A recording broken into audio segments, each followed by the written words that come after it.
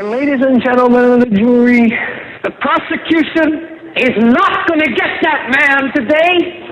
No, because I'm going to get him.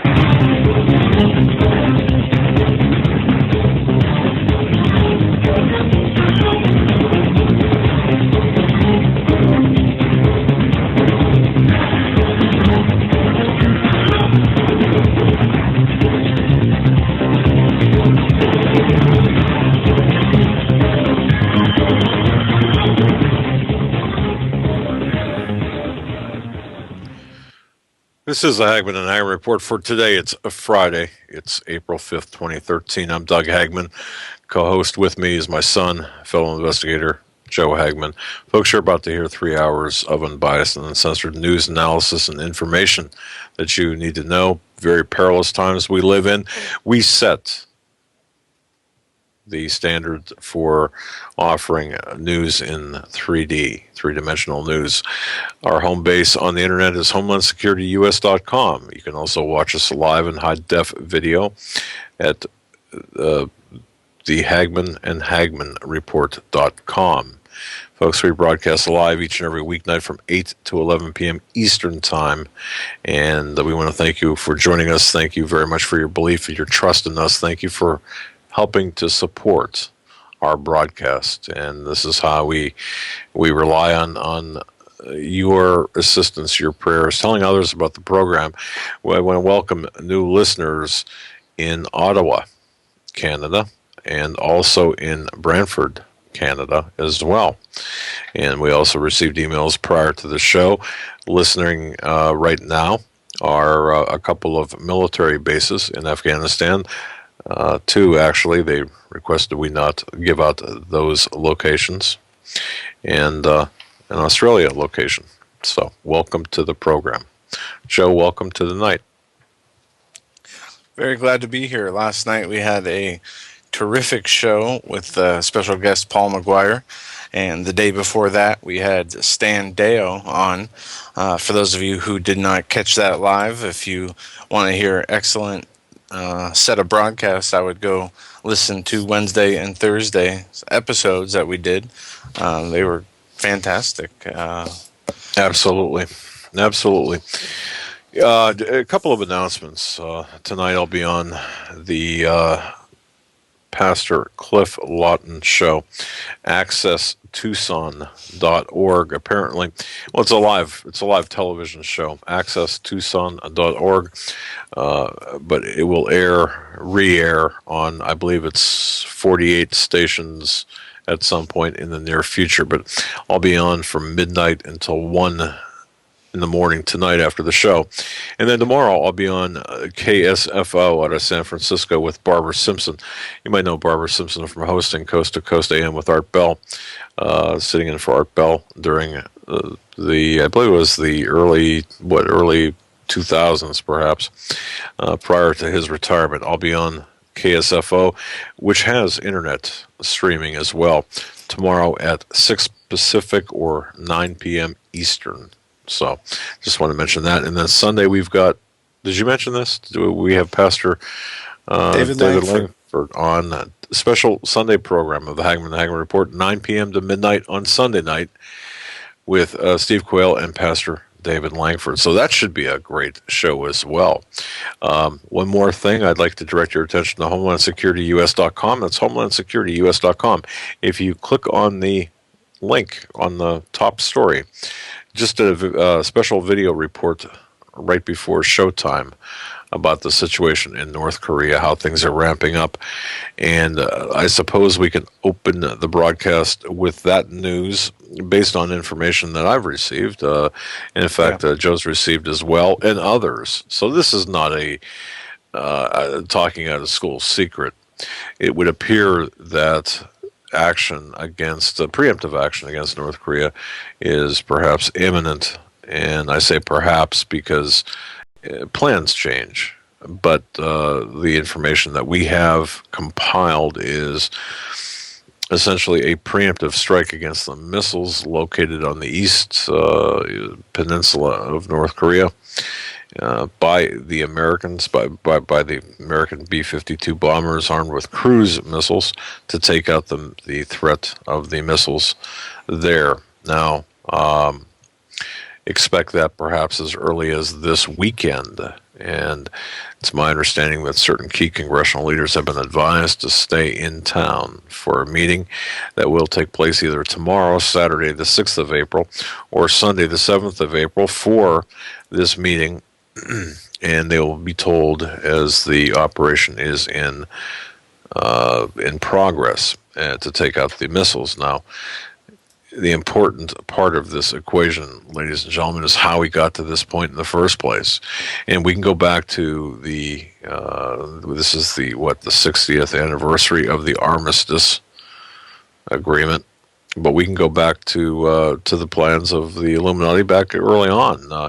And I say that because what we're witnessing here is a geopolitical global chess game. Folks, this North Korea, as serious of the situation it is a distraction from the real key issue, and the real key issue goes back to the Middle East, the Arab pan-Islamic agenda being perpetuated by the Obama regime in concert with the Muslim Brotherhood and Saudi Arabia. It all goes back to Syria. All roads lead to Damascus.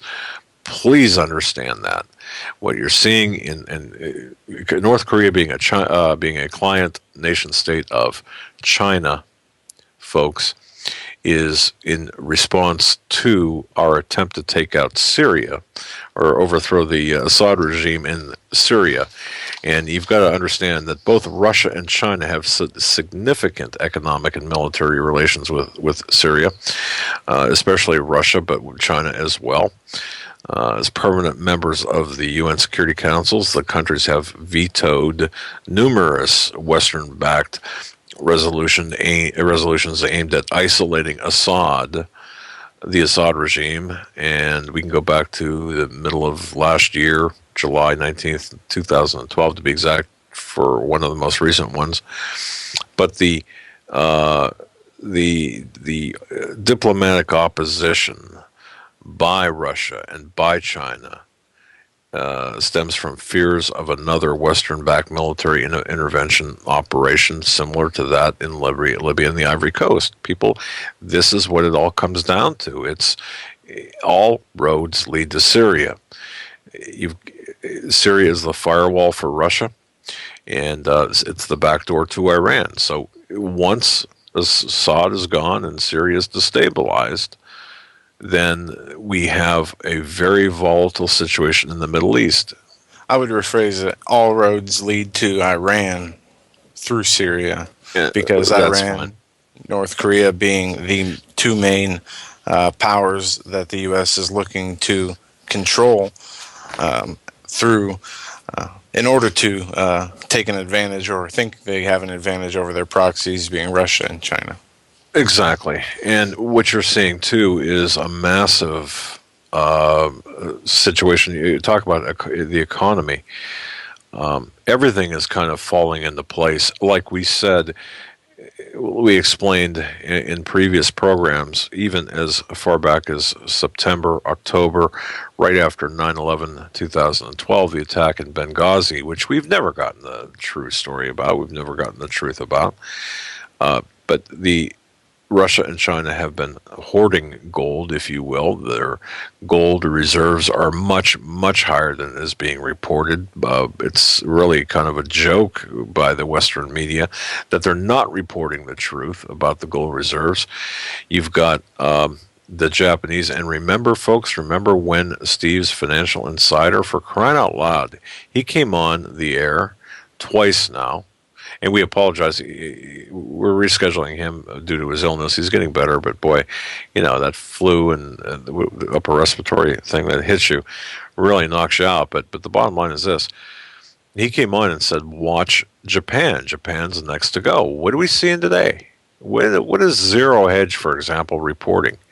I don't know about today, but yesterday there was a $1.4 trillion bailout or Right. This money was released into the Japanese market, and Well, this is more of what we were.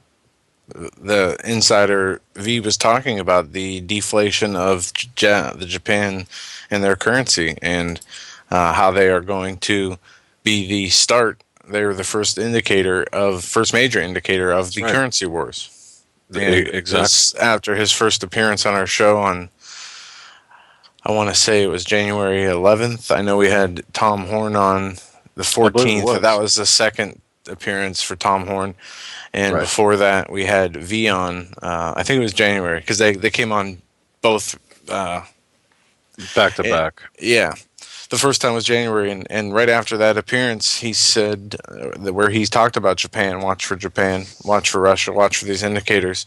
Stories started popping up about these same exact things he was warning about: the Japanese deflation of their currency, the partnerships and alliances we are now seeing where countries are continuing to move away from the US dollar.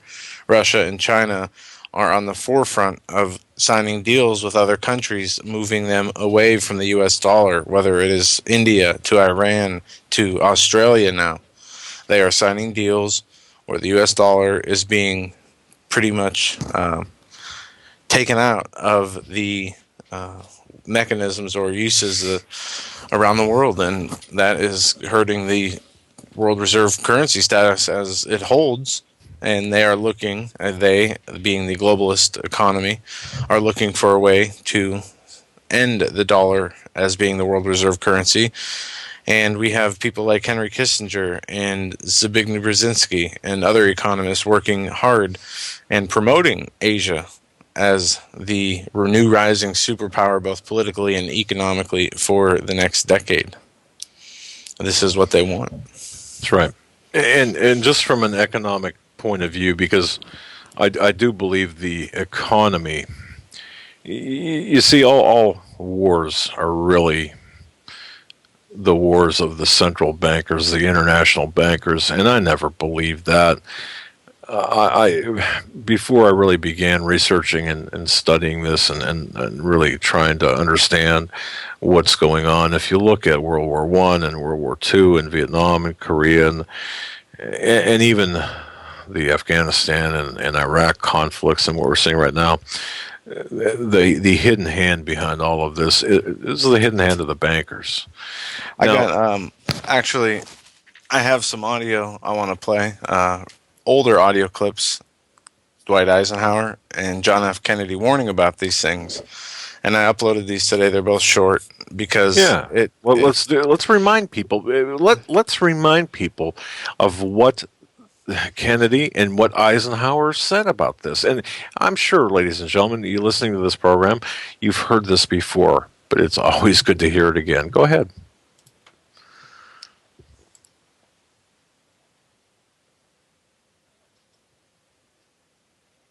Ladies and gentlemen, the very word secrecy is repugnant in a free and open society. And we are, as a people, inherently and historically opposed to secret societies, to secret oaths, and to secret proceedings. For we are opposed around the world by a monolithic and ruthless conspiracy that relies primarily on covert means for expanding its sphere of influence, on infiltration instead of invasion, instead of elections, on intimidation instead of free choice. It is a system which has conscripted vast human and material resources into the building of a tightly knit, highly efficient machine that combines military, diplomatic, intelligence, economic, scientific, and political operations. Its preparations are concealed, not published. Its mistakes are buried, not headlined. Its dissenters are silenced, not praised. No expenditure is questioned, no secret is revealed. That is why the Athenian lawmaker Solon decreed it a crime for any citizen to shrink from controversy. I am asking your help in the tremendous task of informing and alerting the American people, confident that with your help, man will be what he was born to be, free and independent. That was John F. Kennedy talking about secret societies, secret oaths, infiltration through subversion instead of invasion. And now we're going to play a clip of Dwight D. Eisenhower warning of the military-industrial complex and the weapons it was using back in the 50s. I think this was 54, maybe. You mean the speech? This was his farewell address. Yes, the Dwight Eisenhower. Here it is.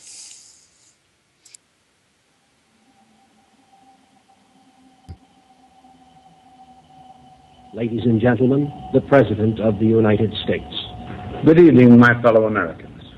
We now stand 10 years past the midpoint of a century that has witnessed 4 major wars among great nations.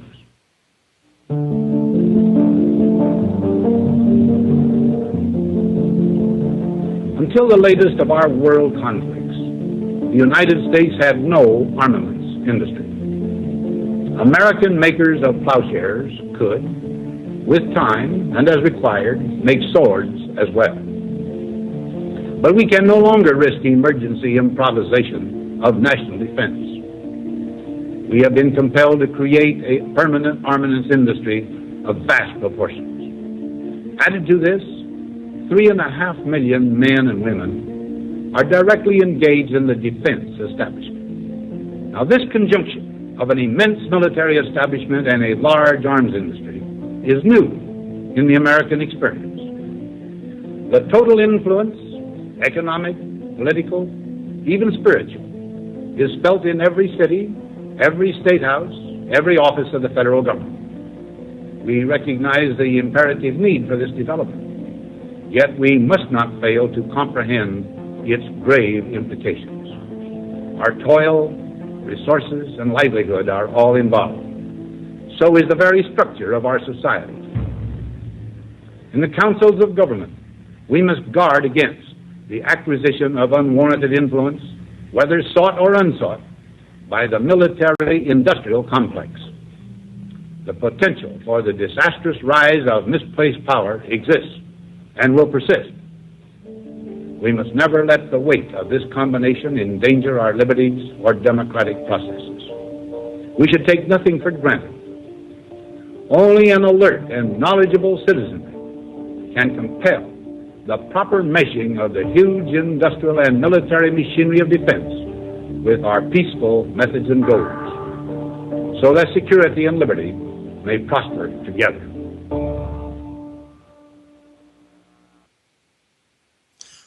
There is a short glance back into time at a few presidents and their words. Two presidents. How prophetic is that? You know, Yeah. You You heard Dwight Eisenhower say, not only is it economical and political, also spiritual battle we are fighting. That's right. Exactly right. Yeah, and we are looking, in particular, the JFK. I don't think the JFK speech, secret societies, is understood by a lot of people. You know, there was the influence of the Dulles brothers there in the CIA, and of course, if you look back at what the Dulles brothers were all about, it's really it'll wake you up. Believe me, there's just an incredible amount of background information about that. But before we broke to those audio clips, folks, I've got to just revert. Well, go ahead. Go ahead. When you're done, if you want to hear the difference between the leaders who gave those speeches and our current leader and some of the rhetoric he is stating, I have a clip of Obama talking about how he is constrained by the Obama pro-gun right advocates who say they need guns to defend against the government, but the government's us, he says. And it goes on to talk about the Founding Fathers, which we can... Boy, I've got a few things to say about that. If the government's us, then we should clean house if we have the ability. In a way, we're looking right now at a series of seditious acts on the state level and the federal level and treasonous acts. We are systematically having our rights taken away from us, the Second Amendment rights.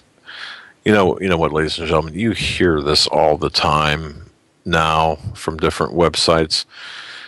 Please understand that everything we're seeing right now is just the systematic attack against us to take away our constitutional rights, to enslave us.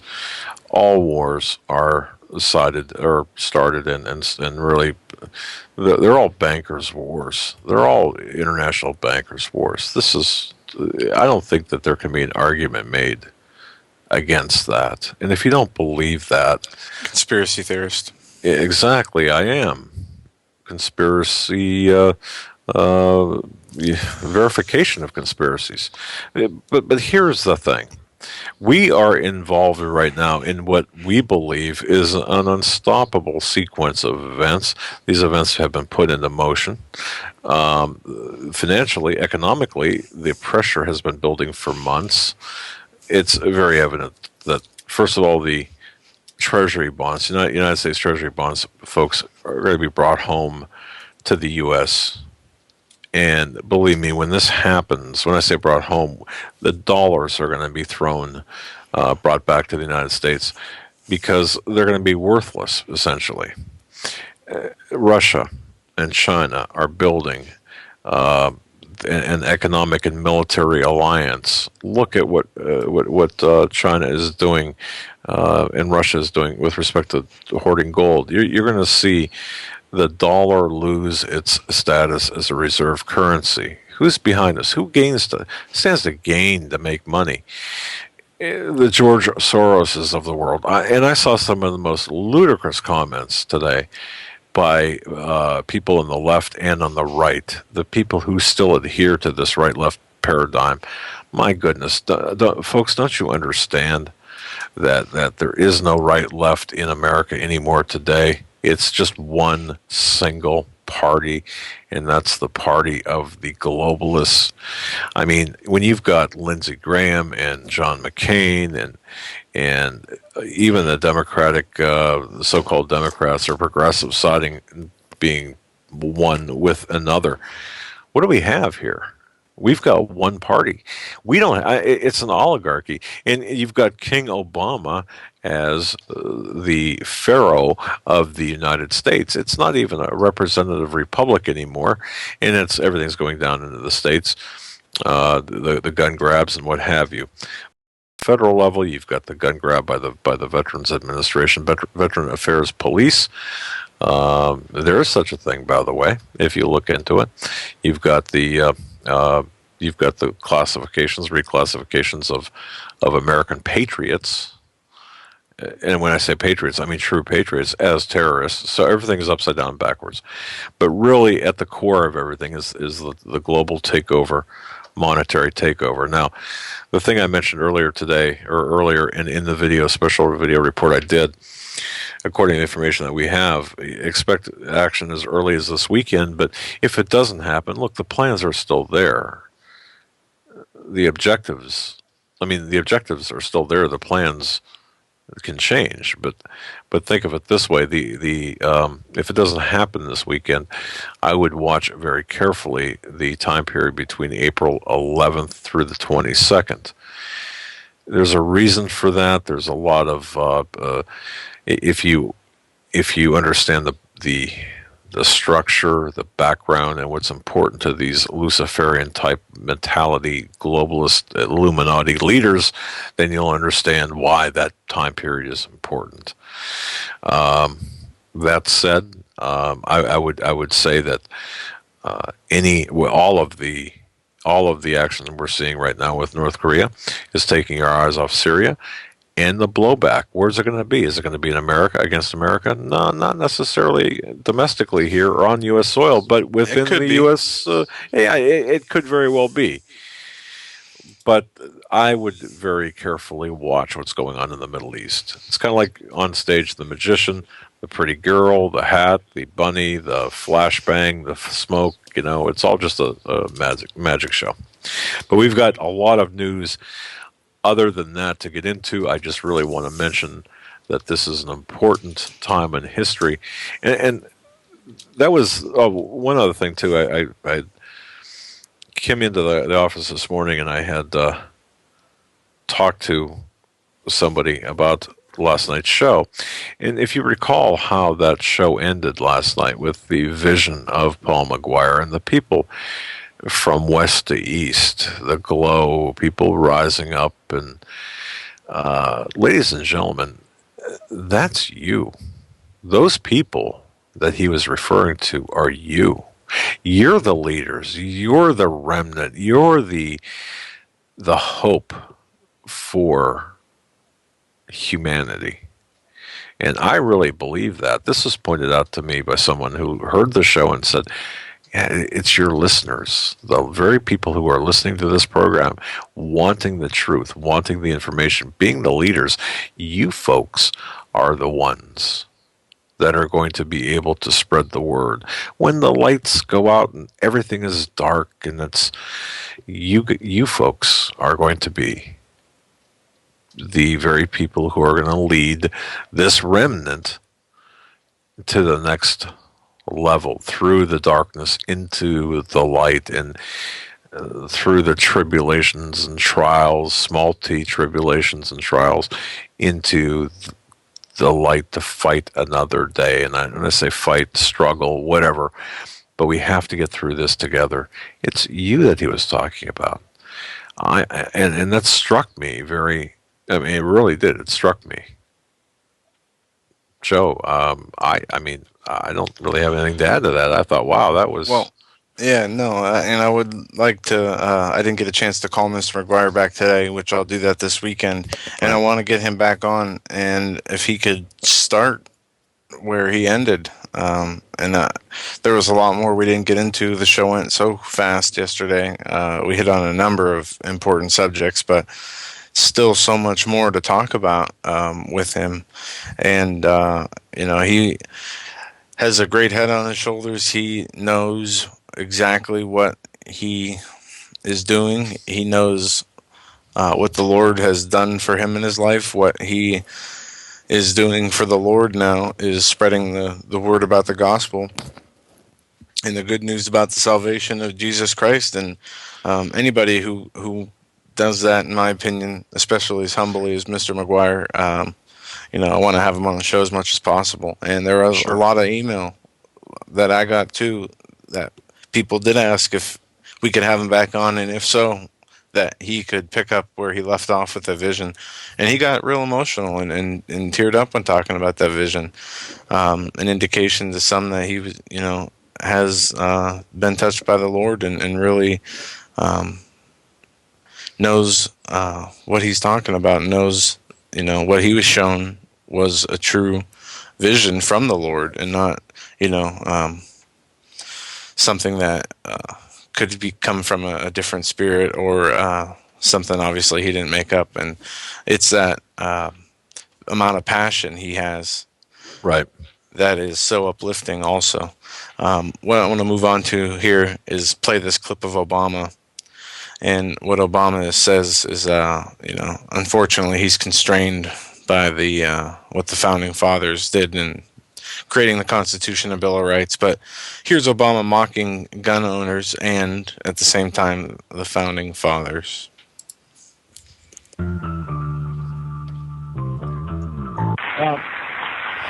One last thing I'm going to mention is that during this conversation, I hope you don't mind me quoting you, Joe. Joe Garcia, I thought, also made an important point, and that is that the opponents of some of these common sense laws have ginned up fears among responsible gun owners that have nothing to do with what's being proposed, nothing to do with the facts, but feeds into this suspicion about government. You hear some of these quotes. I need a gun to protect myself from the government. We can't do background checks because the government's going to come take my guns away. Well, the government's us. These officials are elected by you.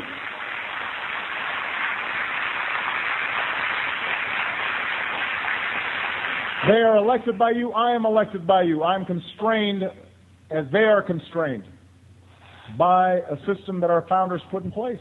It's a government of and by and for the people. And so surely we can have a debate that's not based on the notion somehow that your elected representatives are trying to do something to you other than potentially prevent another group of families from grieving the way the families of Aurora or Newtown or Columbine have grieved.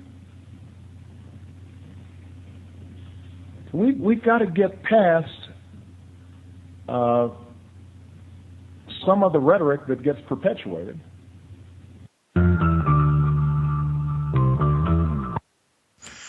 That's right, Mr. Obama. We do have to get past some of the rhetoric that is let out there, and a lot of it is by you and your administration. This from Lou Rockwell's blog, U.S. military, Catholics and evangelicals are examples of religious extremism. I guess the government worshiping wing of Christianity isn't quoting Romans 13 enough. The claims that Christians are religious extremists came in a presentation sanctioned and funded by the U.S. Army.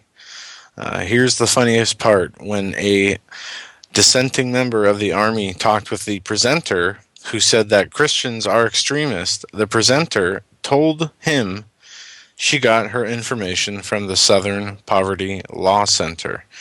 And that's all that says there in the little Lou Rockwell blog area.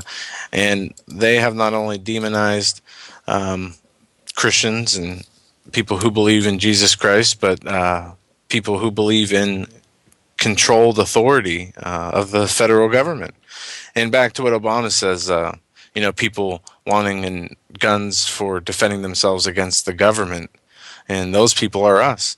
Well, Mr. Obama, let's go back to the Weather Underground and your friends, Bill Ayers and Bernadine Dorn, and Larry Grathwold, who infiltrated that group as an informant working with the FBI, and has told us on this show many of times, and has a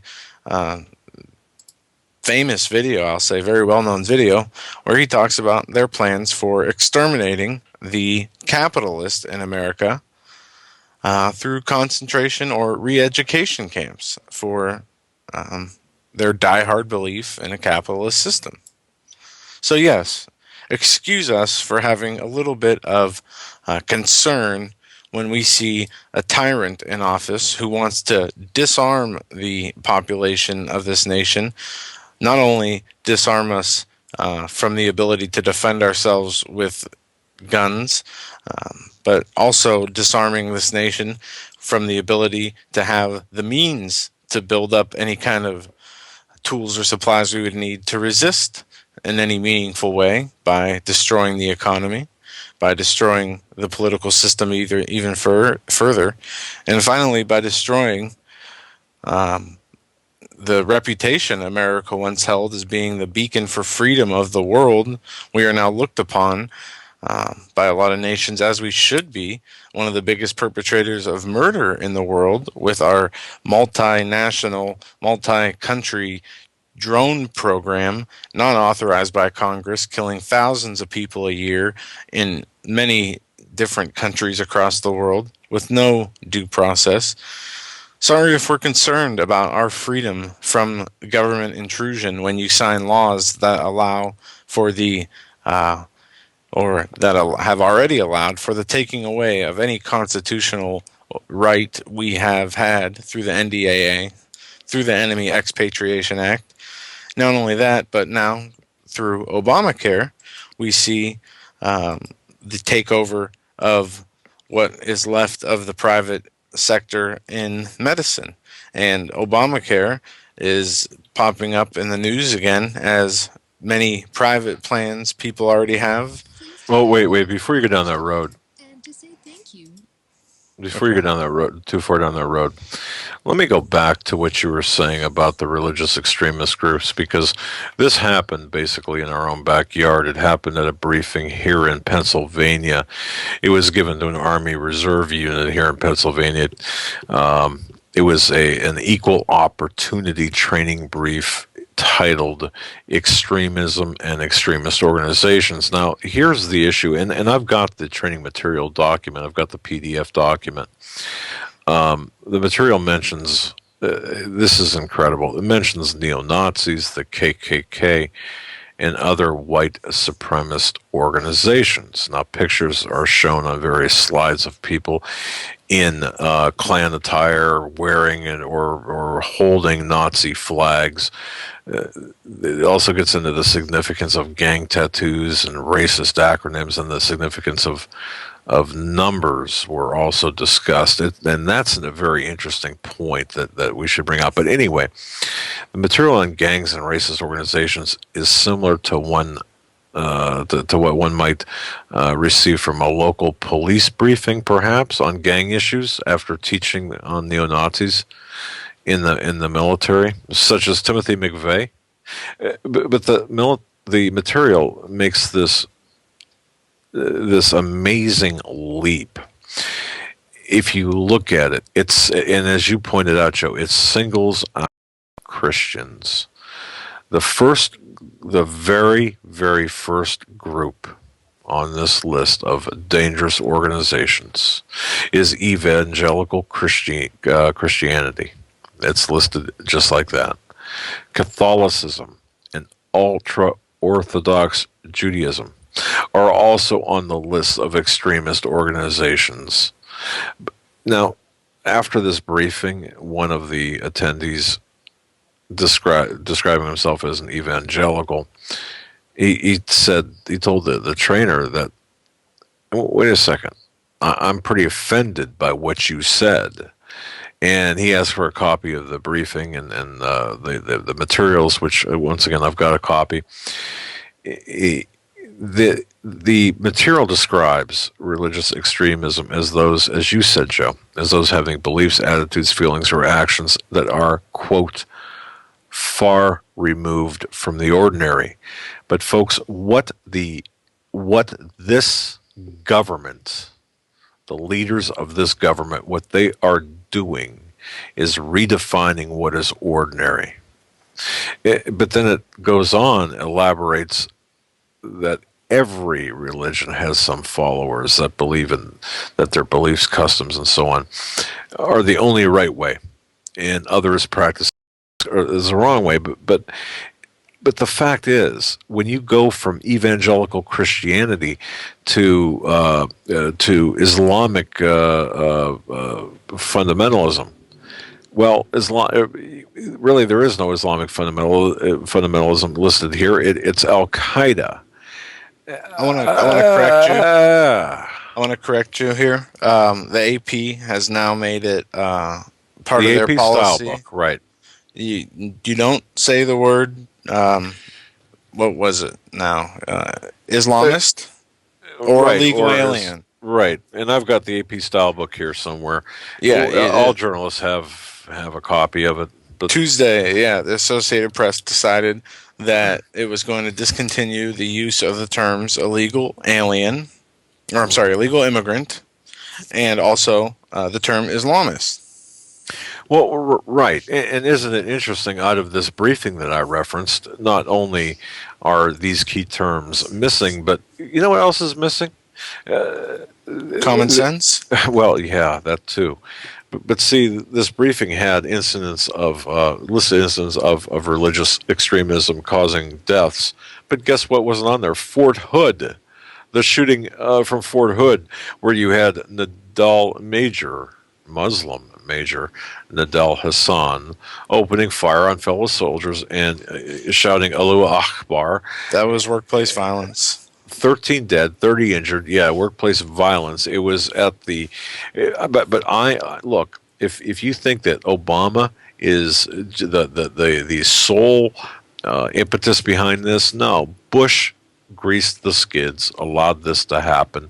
Grover Norquist brought in a lot of Islamic apologists, a lot of Islamic terrorists, the Muslim Brotherhood, into Bush's administration and into this regime. As a result, the revolving door of the White House allows in Islamic terrorists who are setting the policy. We are being destroyed from within. This is the whole point. See, once again, there are websites out there who focus in on Islamic terrorists. There Right. are Islamic terrorists, believe me. But that's all they say. It's Islamic terrorism here and there. Look, ladies and gentlemen, Islamic terrorism is a tool of the globalists. They exploit the fundamentalists as well they do with the white supremacists in order Yeah. to accomplish the larger goal. Let's look at some of the UN goals. They want to abolish private property. They want to abolish patriotism. They want to abolish family, religions, all orders of governments. They want to abolish 90% upwards of the people on this planet and their right to exist. And back to Mark Potok, Southern Poverty Law Center, Year in Hate, that was being referred to as demonizing the evangelical and Catholic group, his report is read like this. The radical right grew explosively in 2011, the third such dramatic expansion in many years. Their growth was fueled by spearheaded fears generated by economic dislocation, a proliferation of demonizing conspiracy theories, the changing racial makeup of America, and the prospect of 4 more years under a black president who many on the far right view as the enemy to their country. Well, there Now, you have it. We've went over this many times. We've played hard to listen to clips from MSNBC's Ed Schultz, Lawrence O'Donnell, and Chris Matthews, and from CNN interviewing Mark Potok on these issues, basically stating that the extremist groups that they're talking about, these anti-government patriot movement Christian terrorists, commit no violence, but are listed at the top of the list. And they are not holding anything back in this year's report, as they have listed churches, church groups, such as the Church of Jesus Christ. They've also listed constitutional or sheriffs for the Constitution, groups such as those. People like Richard Mack are listed as hate groups in this report. And the way that they lump in, the neo-Nazi Aryan Nation movement with the Christians is further proof of how they, go to. If you look at the previous DHS reports, the MIAC report, the DHS Homeland, the countering domestic extremism and insurgency. Right. They listed anti-abortionists, people who are Christian, people who are patriots, people who are constitutionalists as extremists. And even though this is an individual, the Southern Poverty Law Center is not a governmental group, they are basically, like you said, a branch, a mouthpiece for the Department of Justice. Exactly. And let me just interrupt the flow here just for a moment. Sorry, folks. If you go to the Hagmann and HagmannReport.com, you can the Christians United Broadcasting Network has set this up. You can watch us live if you so choose. Plus, it's our understanding the audio is pretty doggone good there. Not choppy, very, very nicely streamed. Want to thank Troy from the Christians United Broadcasting Network for that. That's the Hagmann and HagmannReport.com, spelled out the Hagmann and HagmannReport.com. There's also a chat board there as well. So if you want to change platforms from BTR to that venue, you could watch us there live. You could see us, and of course, The blue dot probably in this case should go over Joe's face this time. But anyway, I don't mean didn't want to disrupt the flow, but I do believe that there were a lot of people that I was receiving some emails saying, "How can you watch what we're doing?" And this is part of it. This is our studio cam. But Joe, you're right, and I know Alex Jones today was talking a lot about.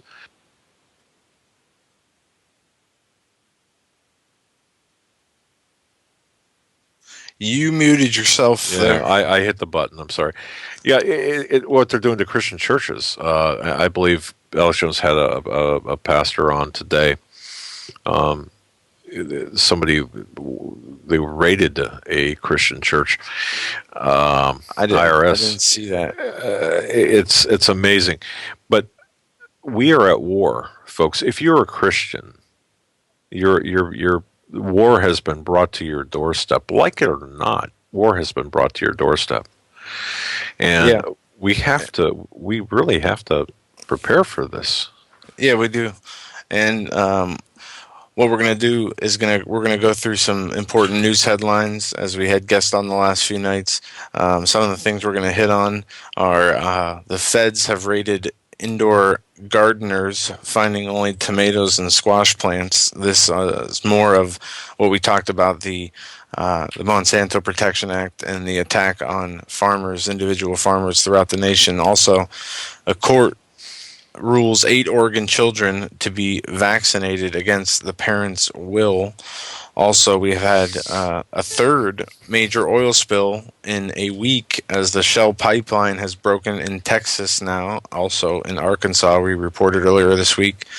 We had job numbers come out that the unemployment rate went from 7.7 to 7.6 in March, but there are details that the reason for that drop is because there was a huge number of people looking for employment. It wasn't because the unemployment rate went down and more people found work. It is that more people stopped looking for work. Also, back to the North Korea, Russia, China, U.S. situation. Russia strategic bombers conduct practice strikes on U.S. missile defenses in Asia. This out of the Washington Free Beacon. Also, some gun control news today. The Senate passes the House version of a gun control bill in Maryland. And over there, you're not muted. So I can hear you wrestling around with fighting with paper or whatever it is you're doing over there. Maryland state senators voted 28 to 19 Thursday evening to pass the House version of sweeping gun control legislation that requires fingerprinting and licensing. This in Maryland state. Senate President Mike Miller said that the bill would head to the governor's desk on Thursday night. It's a far-reaching bill, but at the same time, I supported a number of the amendments the House adopted, Miller said. The legislation bans assault-style weapons, sets a 10-bullet limit on magazine, requires training for the first-time handgun buyers, requires background checks, fingerprinting, and requires a license to legally own the firearm. Only 5 other states have similar laws requiring fingerprinting, those being Connecticut, Massachusetts, Hawaii, New York, and New Jersey. Gun control advocates applauded the bill, of course, predicting it will become a national model for other states to follow. They are going to do it, to follow Maryland's lead in acting fingerprint licensing. Fingerprint licensing is the best way states can prevent gun violence, said Vinnie DeMarco, president of Maryland to Prevent Gun Violence.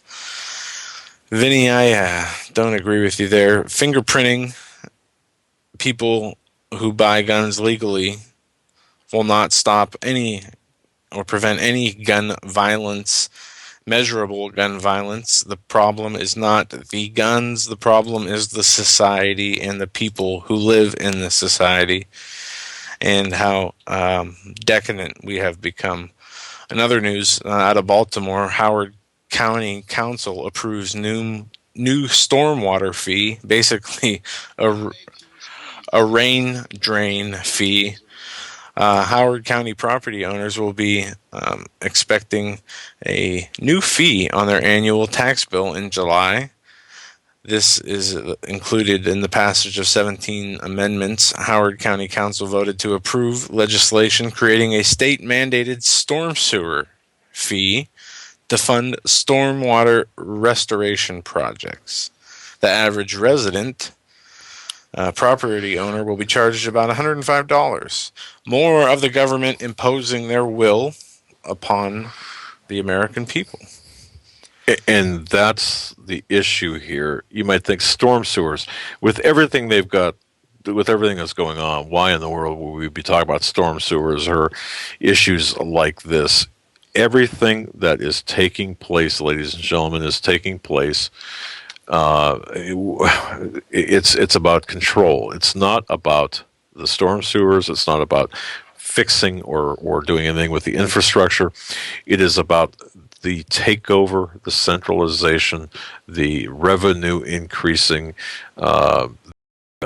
It's you've got to understand it for what it is. So when you are at home on a Sunday morning and you're looking at the Sunday paper and you're looking at the headlines and you see something as innocuous as, something like you just mentioned, Joe, about storm sewers or infrastructure, understand what's taking place here, which is really a larger part of Agenda 21, which is part of the United Nations initiative, the New World Order, One World Governance. And boy, I sound like a broken record with this, but in the end, in the final analysis, this is what it's all about. It's about this takeover. And Obama, and folks, believe me when I say this, Obama was selected to usher in this final takeover of our country, the final death blow. And you know what really bothers me, ladies and gentlemen? And think about this. Do you think that George W. Bush didn't know? Do you think that George W. Bush has his hands clean in this? I don't believe so. No, and you might have been the only one that used to think that. Maybe I was. I remember those days, but no, they just met. Carter, Bush 1, Bush 2, Obama, and Clinton just met. Right. I'm having audio issues. Are you having audio issues? Yeah, I'm hearing distortion, and it might be just in between us as I don't see anybody talking about it. All right. But yeah, they all met together for the new opening of a library. Was it a Bush library that they were opening? It was some kind of ceremonial. It could have been the Clinton. They're all globalists. But yes, going back to the Bush having blood on his hands, all I have to say is the 2002 Patriot Act. How much did that enable our constitutional rights to be usurped?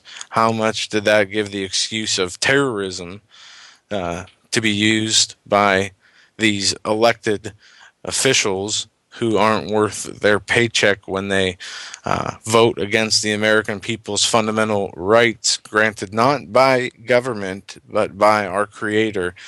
They are using that as an excuse to continually impose themselves in our lives through laws, whether it be tax laws, political laws, how you're allowed to, the Second Amendment, which says you shall be able to own a gun and that right shall never be infringed. Look at what they have done in just 6 months' time since Aurora and Newtown. Look at how they have imposed our rights, not only on the Second Amendment, on the Fourth Amendment. We have naked body scanners being deployed on the streets in New York City. We have the TSA and their Viper teams running checkpoints across highways all across America, airports, bus stations, train stations. We have the military training on U.S. soil, not only the U.S. military, but foreign military. Yes, I'll say foreign military. Russian troops are here training on U.S. soil. UN soldiers are here training on U.S. soil. And despite whatever news agency people listen to, the Department of Homeland Security is buying and has made purchase requests for over 1.6 billion bullets. Not only that, the Army has posted job listings for internment and resettlement operation soldiers. Those internment and resettlement operations soldiers are to do what their job description, job title says.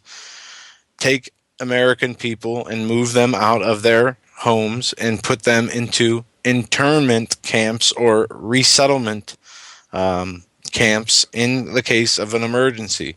And that emergency does not have to be confined to U.S. soil. It could be a shooting somewhere in Latin America on a street corner, and the president, feeling today's the day, he is going to declare a state of emergency. We don't need to have an actual emergency to have a state of emergency declared. And we are already living under martial law. It is just not the kind where we are, it is in your face. It is a very slow style, slow encroaching, incremental martial law where we are left with an illusion of freedom. But that illusion of freedom stops when you try to do things like travel where the TSA is, where you're trying to drive around near the border, not even trying to cross the border. No border security, amnesty for all these illegal aliens, yet huge buildups of Border Patrol personnel and checkpoints in and on American soil, stopping Americans on a daily basis. I mean, we could go on and on and on and on. This country is no longer a republic. It is not even a democracy, as some of the talking heads on the TV will hint to. It is a fascist, neo-Nazi, communist, totalitarian, authoritarian regime. And that is what we live under, and we will continue to live under until either the Lord comes back, this nation is destroyed, and the people are vacated for the resources, or who knows what our future really holds. You're exactly right. We're seeing a lot right now, a lot of things. It seems like all of these stories, I mean, you could go to various internet websites or even look at the news. Take your pick. Whether the discussion is about the DHS arming themselves, or it's about the and this is something we need to get into tonight as well. The assault on precious metals. Have you noticed, ladies and gentlemen, that for most Americans for most Americans, for all of Americans, the metals are being manipulated. Yes. Gold is down, silver is down. We had silver hit $26 yesterday. It's back up to $27. Good time to buy if you have extra money. If you have your other preparations in order. If you have free or disposable income, then now would be a good time to buy, in my opinion, because it will not guarantee you any type of safety or security. But it will be there in case we have an opportunity to use it, or to use it to help others or ourselves. But we have to understand, to think about this, and the historical aspect of things. Remember August of 2011, gold hit almost $2,000 an ounce. Gold went up to $1,917.50. $1,917 an ounce, August 23rd, 2011. That was a $500 increase in about 8 months. Now think about this for a moment. That capped a rise over a period of 10 years from $272 at the end of December of 2000. I mean, it's incredible when you stop and think about how the price of both gold and silver has risen, and how now with the Dow and all the influx of money, the Dow is so high, and people have and folks, this is deliberate. People have a hard time understanding this. They're saying, well, everything is fine. The Dow is high. The unemployment numbers are great, or better. There's a recovery. Yet gold and silver. Gold is still at. I'm not sure what it is right now.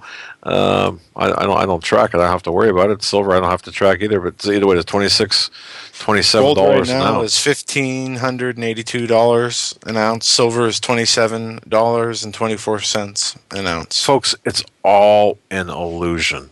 Please understand that this is all an illusion. This is going to break free like you can't believe when everything's in Japan, as we mentioned earlier in the program, when Japan explodes, the money and as the money comes into the United States from the Eurozone, when everything comes home in piles in front of Ben Bernanke's front yard, and we should lay the blame in part to the Keynesian economists like Bernanke and others. But when this comes home to roost, got to tell you, you're going to see metals, the price of metals, no longer, they will lose the ability to manipulate the prices. Folks, you're listening to the Hagmann Report this Friday, the 5th day of April 2013. We are on video at we're on video at the Hagmann and HagmannReport.com. Stay with us. We're right back.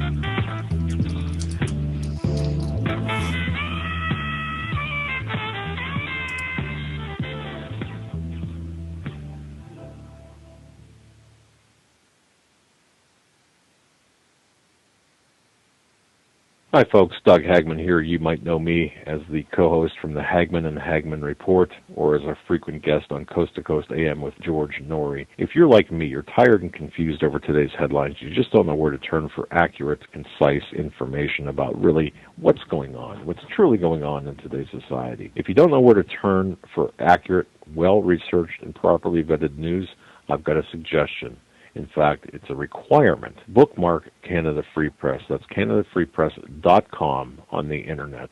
It's just not for Canada. It's for news across the world. Judy McLeod, founding editor, has put together a vast array of talented writers like Kelly O'Connell, Daniel Greenfield, Dr. Aileta Johnson-Powell, a lot of guest columnists, very talented writers.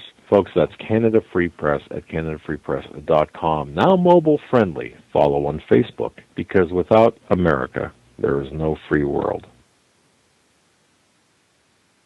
Survival of the fittest. In any and all situations, survival is your number one priority. That requires being tough and thinking smart. And the folks at Freeze Dry Guy are going to help you do just that. They have the long-range patrol ration entrees, what they call the Brick Pack. When you're in survival mode, it is absolutely the best item for your survival pack or bug-out bag. You can go farther, faster, and carry more food with the LRP cold weather ration entrees. Not only do these long-lasting, durable entrees help sustain you or your family through the harshest environment or situation, they are by far the most delicious of their kind. No contest. With a variety of tasty entrees, you can't beat the LRP Brick Packs. Let Freeze Dry Guy help you in your survival situations. Go to freezedryguy.com. That's freezedryguy.com. Or call 866-404-3663. That's 866-404-FOOD.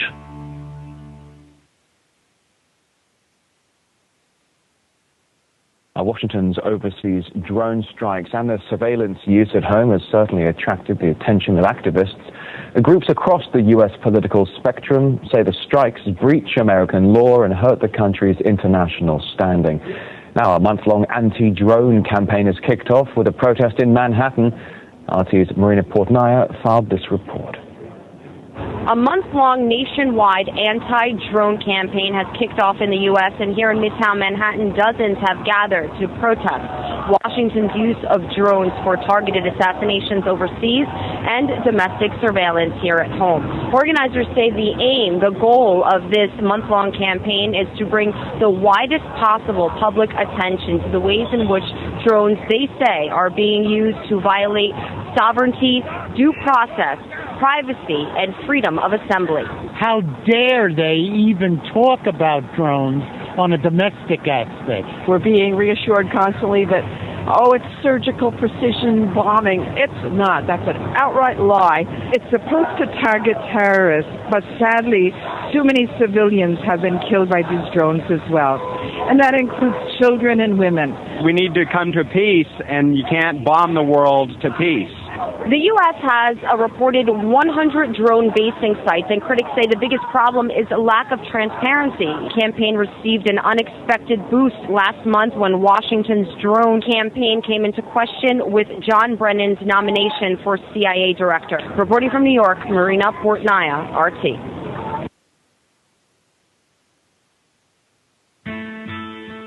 You better wake up fast and listen to this, America. The Obama campaign has launched attack squads disguised as truth teams dedicated to intimidating and silencing all political dissent carried on the internet that criticizes the Marxist Obama. Truth squads specifically focused on covering up Obama's endless trail of lies, corruption, and subversion, and using the Gestapo power of our own government to police and censor the internet and shut down websites that dare to carry the real truth about Obama's Marxist coup. Remember the names of these Gestapo-style agencies that work right there in your neighborhood. KeepingHisWord.com, KeepingGOPHonest.com, and AttackWatch.com. KGB, SS, and Gestapo-style police-state gangster organizations at work to silence the important voices of patriot dissent, some of which have already been shut down by Obama's orders. Adolf Hitler would have been proud. We're the 21st century Tea Party patriots.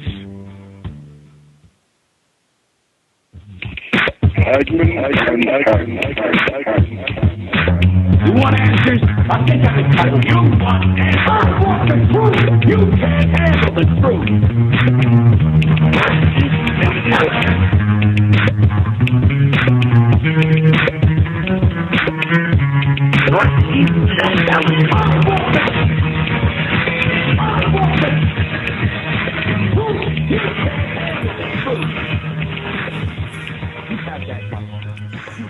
Welcome back, ladies and gentlemen, to this Friday, April 5th edition of the Hagmann and Hagmann Report. Joe Hagmann here, along with my co-host Doug Hagmann. Together we are the Hagmann and Hagmann team.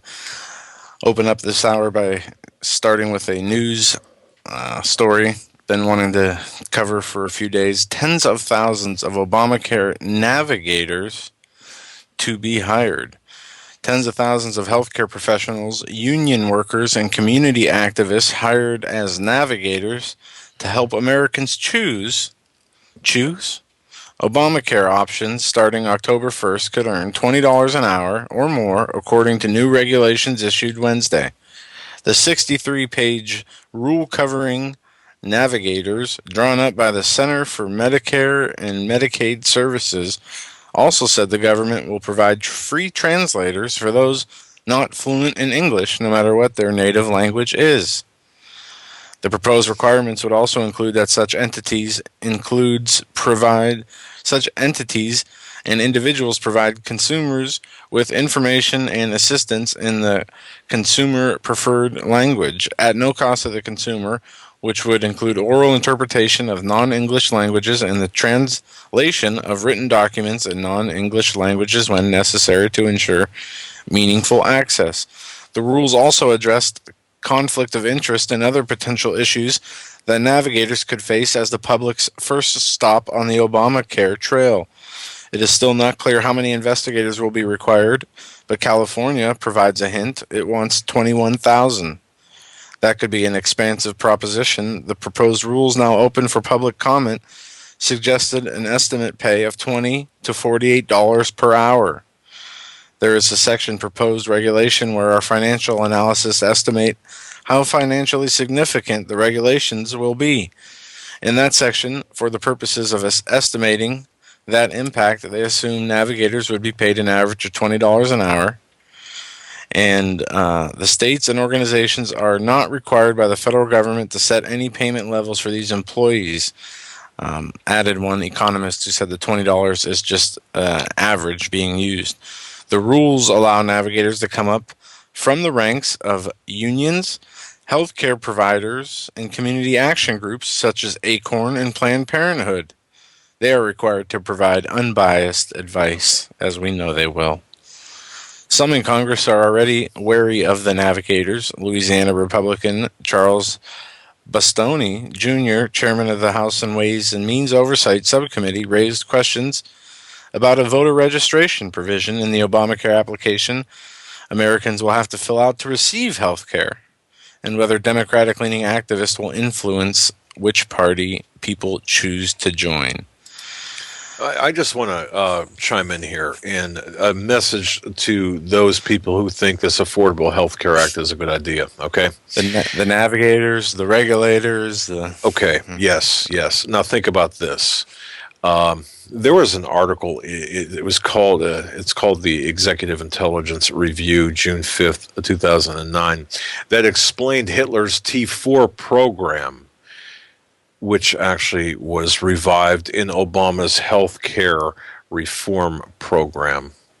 And in July 1939, just briefly, folks, just so you get an idea of the framework, it's something that we're dealing with right now.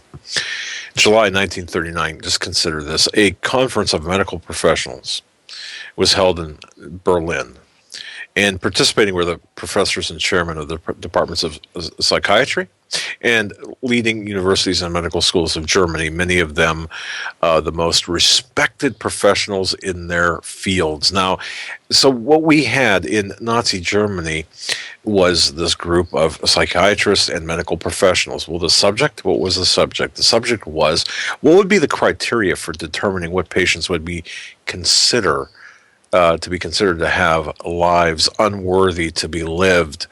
Now, although this Affordable Health Care Act doesn't use those words, isn't that what they are doing by choosing a certain age and saying, well, Obama admitted this actually in one of his own speeches, where he said at some point a pill will have to do rather than life-prolonging efforts. In other words, hey, we're going to treat you conservatively rather than perform extensive end-of-life measures. Well, this is the same thing that ushered in this. Well, this is the policy that ushered in euthanasia, eugenics in Nazi Germany. You see this program, which was started years before, and in a way, our program here was started years before, was used against concentration camp inmates and handicapped children, for example. But it was officially put into effect back in October of 1939, several months or 3 months after it was raised in July. But here's the T4 program in a nutshell, and see how it compares to what we're going through today. Hitler's T4 program versus affordable health care today. You see, they developed a questionnaire for the doctors, the healthcare professionals, the psychiatrists. This questionnaire was developed ostensibly to assess patients. But what it was done, it was a secret order. Why it was done, it was a secret order from Hitler. It took its name from the office address in which it was created, which was Tiergarten 4, which housed the coordinating organization for the program, the Reich Work Group of Sanatoriums and Nursing Homes. Isn't that interesting? In charge were Philip Buhler, the chief of the chancellery, and Dr. Karl Brandt. Now, Hitler's personal physician and chief medical officer was Dr. Karl Brandt, by the way.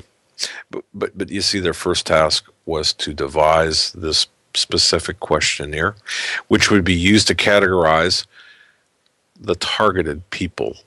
The people that they didn't want to be hanging around and dragging down their affordable health care system. Anyone suffering, for example, from diseases like, diseases that would make them unemployable. Okay, think about this now. Unemployable, or only employable for the most menial tasks. Patients or people who were continually institutionalized over the period of like 5 years before, those deemed to be criminally insane, and get this, all non-German patients. Well, you see, we're embracing the illegal immigrants, or illegal aliens, the illegal aliens in this country, under this Affordable Health Care Act, but who aren't we embracing? Just swap out non-German patients for, political dissidents, because within the questionnaires, and these questionnaires are being developed right now by the very people Joe mentioned, although it would appear to be some neutral statistical analysis survey which delved into biographical information and health information, no, it went further. These go further into financial situations, because what do we have? We have care based on affordability. Well, we have other concerns as well. But you see, the responsibility for filling out these forms in Germany fell to the physicians at the various institutions or healthcare centers where these people attend. This is the same template that we're seeing today. I guess what I'm saying is the T4 program, which ushered in the euthanasia of the elderly, the killing of anyone deemed criminally insane, or in this case, anyone who doesn't agree with the Obama regime agenda, or the grain movement. Yes, it's that serious. Or gun owners are classified in a different manner as those on the other hand. So what I'm saying is do the research of what the T4 program in Nazi Germany was. Take a look at it and compare it to what's going on today. Look at the council of experts they had back in Nazi Germany. Guess what? Oh, yes, and guess what this program was labeled as? It was a reformation of the healthcare system. The words, the fundamental transformation of the healthcare system, were used in Nazi Germany for the T4 program to make it affordable for the German people. And that's exactly what the template is for today. Other proposals, just really quickly, Joan, I'm going to turn it back to you so we can cover more news. But this is so important because the model for today's healthcare plan comes from the model used by Nazi Germany. You might say you're crazy, Doug. Folks, you can do the research. Is that like the Homeland Security Act coming from the German, what was their Homeland Protection? Yeah, very much so. Look. Who would have thought? Just really quick, one proposal. If you doubt me, here's one proposal. Former Senator Tom Daschle, the man who Obama wanted to appoint Secretary of Health and Human Services, special health czar in the White House. By the way, his appointment was derailed over tax problems. Go figure.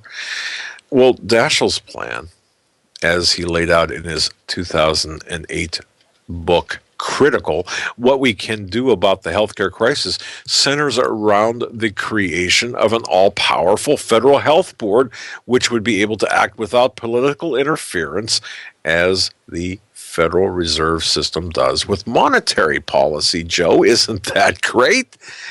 Oh, man. See, it would have a board of governors, too, just like the Federal Reserve System.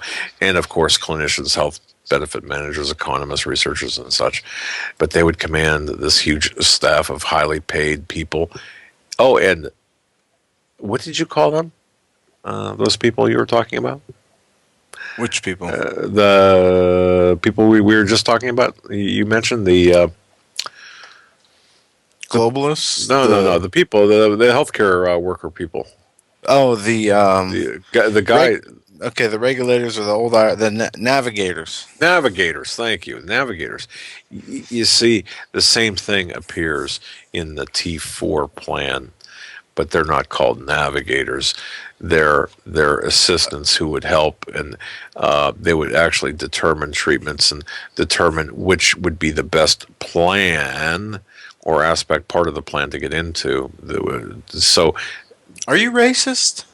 I mean, yes, apparently. I guess. I don't know. Maybe. I have to ask because after watching MSNBC all day, I was taught that anybody who opposes Obama or Is any a of his racist. policies has to oppose them because of his racial upbringing or his racial status. And if you don't agree with Obama and you're white, you are on the list as a racist. And a Christian. So I've got like 5 well, or that's 6. a whole. I mean, if you're a Christian, you're automatically racist. So let's see how that all works. right. Okay, I gotcha. But folks, just look at do research on Hitler's T4 healthcare plan, and you'll see how it stacks up against this affordable healthcare plan. Yeah, it's time to worry. I learned something new today with that. The T4 plan. I'm going to actually do some research on that this weekend and look into that. That is very serious. Back to Obamacare, and his budget. What came out today was some quotes. One being that the White House promises Obama budget will blow your mind. Well, here's part of Obama's budget will take aim at wealthy IRAs. President Obama's budget to be released next week will limit how much wealthy individuals, like Mitt Romney, can keep in his IRA and other retirement accounts. I saw that. The proposal would save around $9 billion over a decade. Will save around $9 billion. What you mean, steal $9 billion over a decade? A senior administration official said, while also bringing more fairness to the tax code. The senior administration official said that wealthy taxpayers can currently accumulate many millions of dollars in these accounts, substantially more than is needed to fund reasonable levels of retirement savings. Who do these people think they are? I guess we have answered that question. Just how out in the open they are. Okay, you don't have health care? Fine. In order to pay your fair share, we're going to force you to pay health care. And if you refuse to do that, well, you're going to get a fine. You don't need this much money in your retirement account. It's not fair. Nobody was offered equal fairness, that we would all have an equal outcome. We were offered an equal opportunity. Each person with a capitalist system, the freedom of an open market, has the ability, if they put their mind to it, or I should say had the ability, and still does in certain industries, to rise from being the janitor of a corporation to owning your own multi-billion-dollar corporation. If you had the if you had the dream, once dreamt, the American dream, and there it is shattered. There is no more American dream. The American dream is for people to get on some sort of government program that will pay for your housing. Right. This is the new American dream. You can have cable TV.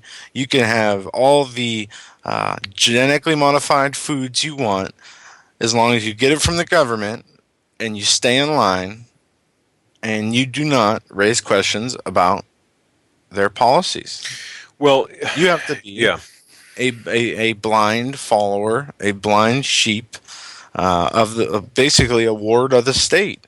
And one thing we talked about and did not play the audio clip, which I don't have uploaded anymore, of the Planned Parenthood representative talking about what to do if a baby survives an abortion attempt. Yeah, I saw that. She did not answer. Yeah, I heard the whole thing. I saw it. They made the argument that the child, after a botched attempt of an abortion, if still alive, is part of the community, not belonging to the parents, not belonging to anything, not the creator. Sick. You are part of the government, and then the government can decide if you are allowed to live after that botched abortion.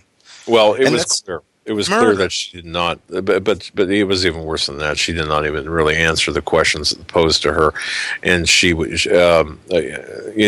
Friends, look, I don't mean to character. I mean, it pains my heart to characterize someone as scum, but I'm sorry. At the level when you talk about the death of a child like that, or not saving a child, having a child that survives an abortion, refusing that child medical care, allowing it to die a slow, painful, agonizing death, and to be able to stand up there and just not admit to what their ultimate agenda is. I can't think of a different word for that, but that's the agenda of this administration. But what you were talking about before I go off on a rant on that, I think we can't gloss over this IRA issue, because the IRA issue is the 401k issue is so important. All right. Yeah. Okay. I mean, we saw what happened in Cyprus. Right. And this had nothing to do with IRAs. This only had to do with regular banking activity. People who chose banks to deposit their money in all of a sudden were forced to give up a percentage of their money. And what we didn't hear as a follow-up to the Cyprus story was it wasn't 20% or 10% of the depositors' money that was seized. It was 60% plus in some cases. 60%. Well, let's talk about what's going on here in the United States, because the United States is a beacon of freedom, or is like, but here's the deal. Back in, let's see, it was, it was last year, toward the end of last year, an investment company institute study published, it was published actually in November of last year, found that U.S. retirement assets totaled $18.5 trillion. That was at the end of the second quarter, midway through 2012. So think about this now, because this is important, folks. $18.5 trillion in retirement funds, in accounts all over the United States. $3.5 trillion. Did I say trillion? 18.5 trillion is what I meant to say if I didn't say it. 3.5 trillion was in IRAs and 5.1 was in 401ks. So you've got 3.5 trillion IRAs, 5.1 in 401ks. But here's the situation. Since 2010, the U.S. Department of the Treasury and the Department of Labor have been holding hearings jointly on various plans designed to introduce government-mandated retirement plans and investment options, including government annuities invested in U.S. trade or U.S. Treasury bonds. I don't know why I was saying trade, but U.S. Treasury debt. So what they're trying to do is take that money out of your IRA and out of your 401k and put it into Treasury bonds to pay off the public debt. They're taking your money to do this. This was issued. This is described in the issuance of a 256-page budget proposal for fiscal year 2013. The Obama administration endorsed automatic IRAs, which was a plan introduced into Congress back 3 years ago now, in 2010, by John Kerry and Jeff Bingaman, in which private companies would automatically be enrolled in government-mandated IRAs, which would force businesses to contribute on behalf of their employees some sort of default amount equal to 3% of an employee's pay, unless an employee specifically opts out of the plan. So if you're in this plan, you're going to get a haircut. The Drudge Report has the title right on the IRA. Obama budget targets retirement accounts, and that is exactly what is happening. What did you just say? What was the name of that? Obama budget targets retirement accounts, and that links to the Obama budget takes aim at wealthy IRAs. Also, the budget will include cuts to programs in hope of a deal, and next week Obama will take the political risk of formally proposing cuts to Social Security and Medicare in his annual budget, an effort to demonstrate his willingness to compromise with Republicans and receive prospects for a long-term deficit reduction deal, administration officials say. That from the New York Times. All of this is coming. What about Social Security do they need to cut? Because from my understanding, Social Security takes money out of individuals' paychecks. It is not their money to begin with. What can you cut from Social Security? But look at the numbers. That is theirs. It's not theirs to cut. It's a Ponzi scheme. It's a pyramid scheme, and we are at the lower end of the pyramid. We're not going to get any money from Social Security. It's not going to be there. If you are 50 or under, I would even dare say 55 or under, unless you are currently disabled and seeking Social Security right now. You're not going to get Social Security for retirement. Or if you do, you might get it at 90. Okay, there's just no way because of the pyramid. When Social Security began, what was it, 35 to 1? It was some number that made it somewhat healthy in terms of your getting your money. Now it's just gonzo. It's upside down to the point where it's always running in the red, plus the sacrosanct account of Social Security, even though you said it's your money, your contributions. No, it's not. Do you realize, folks, if you had, think about this now, all of the people out there shopping at Walmart or Costco or whatever, if you would take all the people that have jobs and you say, look, a glitch in the system is going to require you to actually get the gross amount of your paycheck and then write a check every week or biweekly, however you get paid. Write a check for your portion of Social Security, your portion of federal income tax, your portion of state income tax. Do you realize that there would be a revolution in about 2 weeks' time, or one paycheck cycle? Mm-hmm. Because people, and why do you think?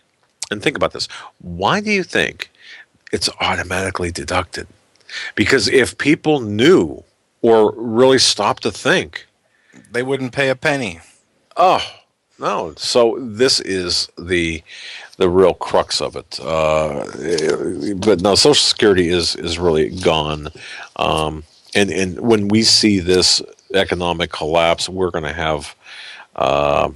It's just we can pay what $800 million in aid for Arab Spring. We could pay how much to the Muslim Brotherhood, how much to Egypt. It's ridiculous. We can give aid in the billions of dollars to dozens of countries on a yearly basis, and yet we see the problems we have here. The cuts need to be made. We all need to pay our fair share. The rich should not be rich because they didn't start that business. Well, Obama did, right, or something to that nature. The government. Yeah, you didn't create this. You didn't. The government, and this is the mentality of these people. The government is God. There is no God than the government, other than the government, and the God they worship is Lucifer. So truly, we are a nation governed by people who worship Satan, and that's why the Lord says in the Bible. Hear the word of the Lord. The Lord hath controversy with the inhabitants of the land. There is no truth, nor mercy, nor knowledge of God in the land. By swearing, lying, killing, stealing, committing adultery, they break out, and blood toucheth blood. There shall the land mourn, and everyone that dwell in shall languish. And it goes on. My people are destroyed for a lack of knowledge, because thou hast rejected knowledge. I will also reject thee. As they were increased, so they sinned against me. Therefore, I will change their glory into shame. What are we seeing in this country? We have seen this country's belief system been changed. Not only changed, manipulated from a Judeo-Christian value system, whether people followed all the laws all the time? Were we always a righteous people? No, we were always a sinful people. But we were a sinful people willing to repent, willing to change, willing to do better, to help others. Now, our society has been created and manipulated into this culture of death, destruction, and lack of any care, any emotion for other human beings. If it is not self-serving, most of the people in this nation do not care about it. If it is not affecting them, the people do not care about it. Not until it is, we see like Bill Maher on TV. Well, I can't believe how much taxes were taken out of my check. I didn't sign up for this. Yes, you did. You were the one calling for it, Bill Maher. Don't be surprised. And all these other people, not the only one. Everybody has their problems. We just need to constantly be in a state of repentance and prayer, those of us who are in the Lord. And we need to be praying, especially for those who are doing this to us, hoping that they can change their ways. And even though it will not change the future of this nation or what God has planned out for this world, it might be able to change individual hearts. And that is what the Lord asks us to do, us being those in the Word, in having that relationship with Him. He asks us to go and preach His gospel to all who will listen in hopes of saving as many as possible. He did not make hell to punish people. He, in His own book, in His own word, states He wants everyone to be saved. Unfortunately, people make the choice and have that choice to make. We could be set here without a choice. Right. I mean, how many people are born? Wait. No. Yeah, I mean, I'm not saying it's possible. I'm saying we have a choice whether we want to go to heaven or not. We make that choice through our actions, through what we do in our life. Okay. That sounds better. All right. Yeah, I got you. All right. I mean, people don't have a choice when they are born, if they are born paralyzed, blind, who their parents are. Then these are all earthly things. And the most important thing, and the most important choice we will ever make in our life, we have the ability to choose. And to see people lost to damnation, eternal damnation, because they feel their way is better than the way of the Creator. They feel that their knowledge, their wisdom is more wise than the Creator, is so sad and tragic to see. And that is the constructs of these globalists, of what they are building, are these soul traps, if you want to call them that, where we are so engulfed in our own problems in our own life. And we've become so self-loathing, self-pitiful. We don't care or have the concern or the compassion for the homeless person that we see pushing the shopping cart down the street every day. And I'm not talking to attack people. I'm talking to let people understand that we are called to a higher duty than to fulfill the pleasures of our flesh on this earth. If that's all we are doing here, we are in sin and we are in trouble when it comes to our eternal soul and where it will go. We're not promised tomorrow. We're promised nothing more than the opportunity to make that conscious decision of where we want our future spiritually. And people need to be very serious, especially in these times, as a nuclear strike could happen in a second. An earthquake could happen in a second. We could have a volcano, anything. We live in probably the most exciting and frightening times, I would say, and that I could ever think of through studying history, except for a few. We have the Germany in the 1930s and 40s. We had recently many government regimes turn against their people and slaughter them. Aside from the time when Jesus lived and then when Noah lived and Moses, I mean, God did not lead His people. Look at all the miracles that were performed that when Moses helped lead the Israelites out of Egypt, out of captivity. Look at all the blessings that God gave those people. He parted the Red Sea so they could flee from their enemies. Today, I was thinking about this last night when I was going home. In our case, this radio show. Yes. Look at all the doors that the Lord opened for us. Oh, incredibly so. Okay. Now think back to the Egyptians or the Israelites that were led out of Egypt and all the doors that were opened for them that they saw with their own eyes. Yet still many turned away and went back to turn their back on God's. Now, we might not be in a position when we're, as a collective, the listeners out there now and us here, where we're going to have, the ocean parted to get away. But the things that have been done in our lives, at least I can attest to it, and I know you can too, it's God working. It's God opening the doors, doing these things for us, not us. And if we can't recognize those things that are done for us, those doors that are open, those are the same things, in my opinion, that the same signs that the Israelis were given being led out of Egypt. I agree. Yeah. I understand. And I think, and I didn't articulate that too well. No, I got that. But I think everyone listening to the program, they're all looking for a bigger sign. Everybody's looking for a bigger miracle. When really it's through the small miracles. It's through. You're exactly right. Folks, pay attention to the small things. That's where it's really going to pay off. When that little voice in the back of your head. I know that, just to personalize this, when Joe and I started this endeavor, we were pushing one way, and it seemed like we were getting pulled in another direction. And when we stopped resisting, and I use that, it seemed to fall into place. But that resistance was us resisting what God was trying to do in our lives. So I would say to each one of you, if you feel like you're not getting ahead or you're not going forward, to reevaluate what your plans are, because God's got the plans for you. And I think back, my good friend who I talked to a lot about Noah building the ark. Can you imagine?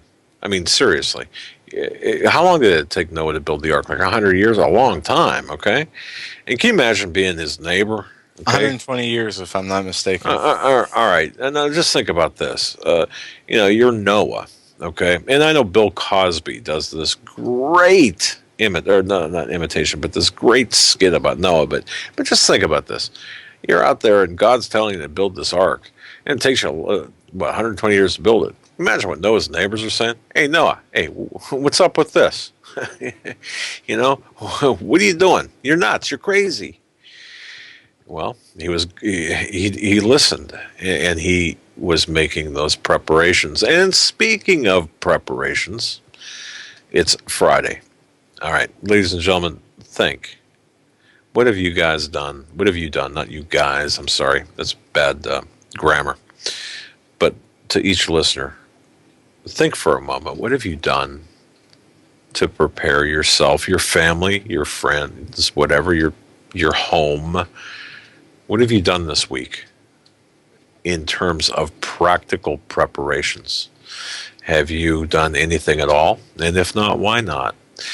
Have you made just that one little extra step? Maybe that one little can of food? Have you done maybe just a little bit of research? Things you can start out small, start out slow. But I ask you, have you done anything to prepare this week? If not, do it this weekend. And include in your preparation, of course, your spiritual preparation, because we're going to see some things that are coming down the road here. When this economic tsunami hits us, when this North Korea blowout, collateral damage hits us, and it's going to hit us, maybe not in our backyards or front yards here domestically, but when we see the exacerbation of things, of events, in the Middle East, in Syria, and all of a sudden our men and women are now fighting on the ground in the Middle East. Yeah, we're going to see it. We're going to see a tsunami. So make the spiritual preparations now. Yeah. Let's open the phone lines before the top of the hour, Joe. Yeah, and I wanted to do this because we have a few people on hold that we've been waiting to hear from for a while. We got Dave and Jason and a few others. We're going to go to Jason first, then we're going to go to Dave. Jason, you're live on the Hagmann and Hagmann Report. Where have you been, my friend? Oh, Joe, God bless you. You know, I've been heavy in the heart, and a lot of us have been. And I just want to say, last night, the show that you guys had was incredible with Mr. McGuire. Yeah, Paul McGuire. Absolutely. That show was absolutely incredible. And he told us what Jesus has been telling us, that we have to pray. And it grieves our hearts, guys. It grieves our hearts, because we know how wicked these people are. We understand how wicked they are. But at the same time, our Lord and Savior, and on the Sermon on the Mount, guys, okay, that's one of the most important messages that the Creator God, Yahovah, gave us, is that we must pray for those that persecute us, pray for those that hate you and despitefully use you. And guys, Doug, you know that I have every right, I have every single right to hate the people that did what they did to me, that sent me into a hospital for 20 hours just because I started a radio show. But you know what, Doug? I pray for those exact people every single day, Doug, because I know, I understand that they're lost. I understand that if they don't understand that Jesus Christ is the Son of God and that God had a Son and He sent Him here, I understand that they are lost for good, Doug and Joe and everybody that hears this. I'm telling you that every leader in this planet, every leader right now, they have a principality over them. And we have to pray for them that they get away from that principality and break away from it and understand that God loves them too, just as He loves every single little soul that's born on this planet. I don't care if it's a baby in Iraq that was bombed by a cluster bomb by George W. Bush. God loved that little soul, and every single soul that's in a womb of a woman that gets pierced by something and it's aborted, it's a life. Every single breathing soul on this planet is a life. And if it didn't even take a breath, guess what? It was still a life. God knew it from the womb. So I just want to say to you guys that you're bringing in the very last harvest. And people like Pastor Paul Begley and Alex Jones and everybody that's out there on the radio that's giving truth is bringing the last harvest of every soul that can be saved to be saved into the ark. And we're at the end. And all of us that have the faith, just please keep looking up. Because God knows your heart. He knew you from the womb. Repent. That's what I got to say, guys. I love you. God bless you. Thanks, Jason. We love you too, Jason. It's good to hear from you. You take care. Yeah, I just want to say something real quick, Joe. I always try to slime my comments in here real quick. You know, we're at the end, Jason said. And folks, we are. But no one really knows how long this end is going to be. There's a lot of people who believe. I was talking to my wife earlier today. It's a transition phase. We're seeing what I believe is transitioning from the birth pains, and it speaks about in Matthew how a woman, when in labor, the contractions and the pains get more and more intense the closer and closer to birth she comes. And I know a lot of our listeners have heard this before, but I believe we're right on the point where something is about to birth and change our world dramatically. It doesn't have. I just don't want people to. If you woke up tomorrow, ladies and gentlemen, and you heard that we did a preemptive strike against North Korea, and even if there is some sort of blowback, immediate blowback by North Korea or China or whatever, you see, people will have a tendency to think, oh, this is the end. No, no, no. This is the beginning of the end. This is not the end. We have to lay it out a little bit differently or look at it differently as it's being laid out in front of us. We are not going to have a very clean, just this clean-cut stoppage of things. So don't think for one moment that everything is going to be over. No, this is the beginning of the end, especially with the hostilities and all the rhetoric heating up over North Korea and what I believe are preemptive strikes that are going to take place. But you see, if you think the cut's going to be clean and short and bam, it's over, boy, no. Prepare to be around through this a little bit longer. And I'm not talking about anything. I mean, prepare to go through this stuff a little bit longer. And hey, if it's shorter and we are able to avoid a lot of it, even the better. So much the better. But the bottom line is if we prepare, we can always be surprised that we didn't have to go through that the whole process. But this is not the end. This is the start of the end. I just wanted to comment about Jason's call about that. All right, we're going to move along here. We're going to go to Dave in Long Island. Hey, Dave. You're live on the Hagmann and Hagmann. Hello, Report. Joe. Hey, Joe, Doug. Good evening. Amen to Jason. Yes. Good evening, Doug. What's on your mind? Amen to Jason. Yeah. I felt this passion.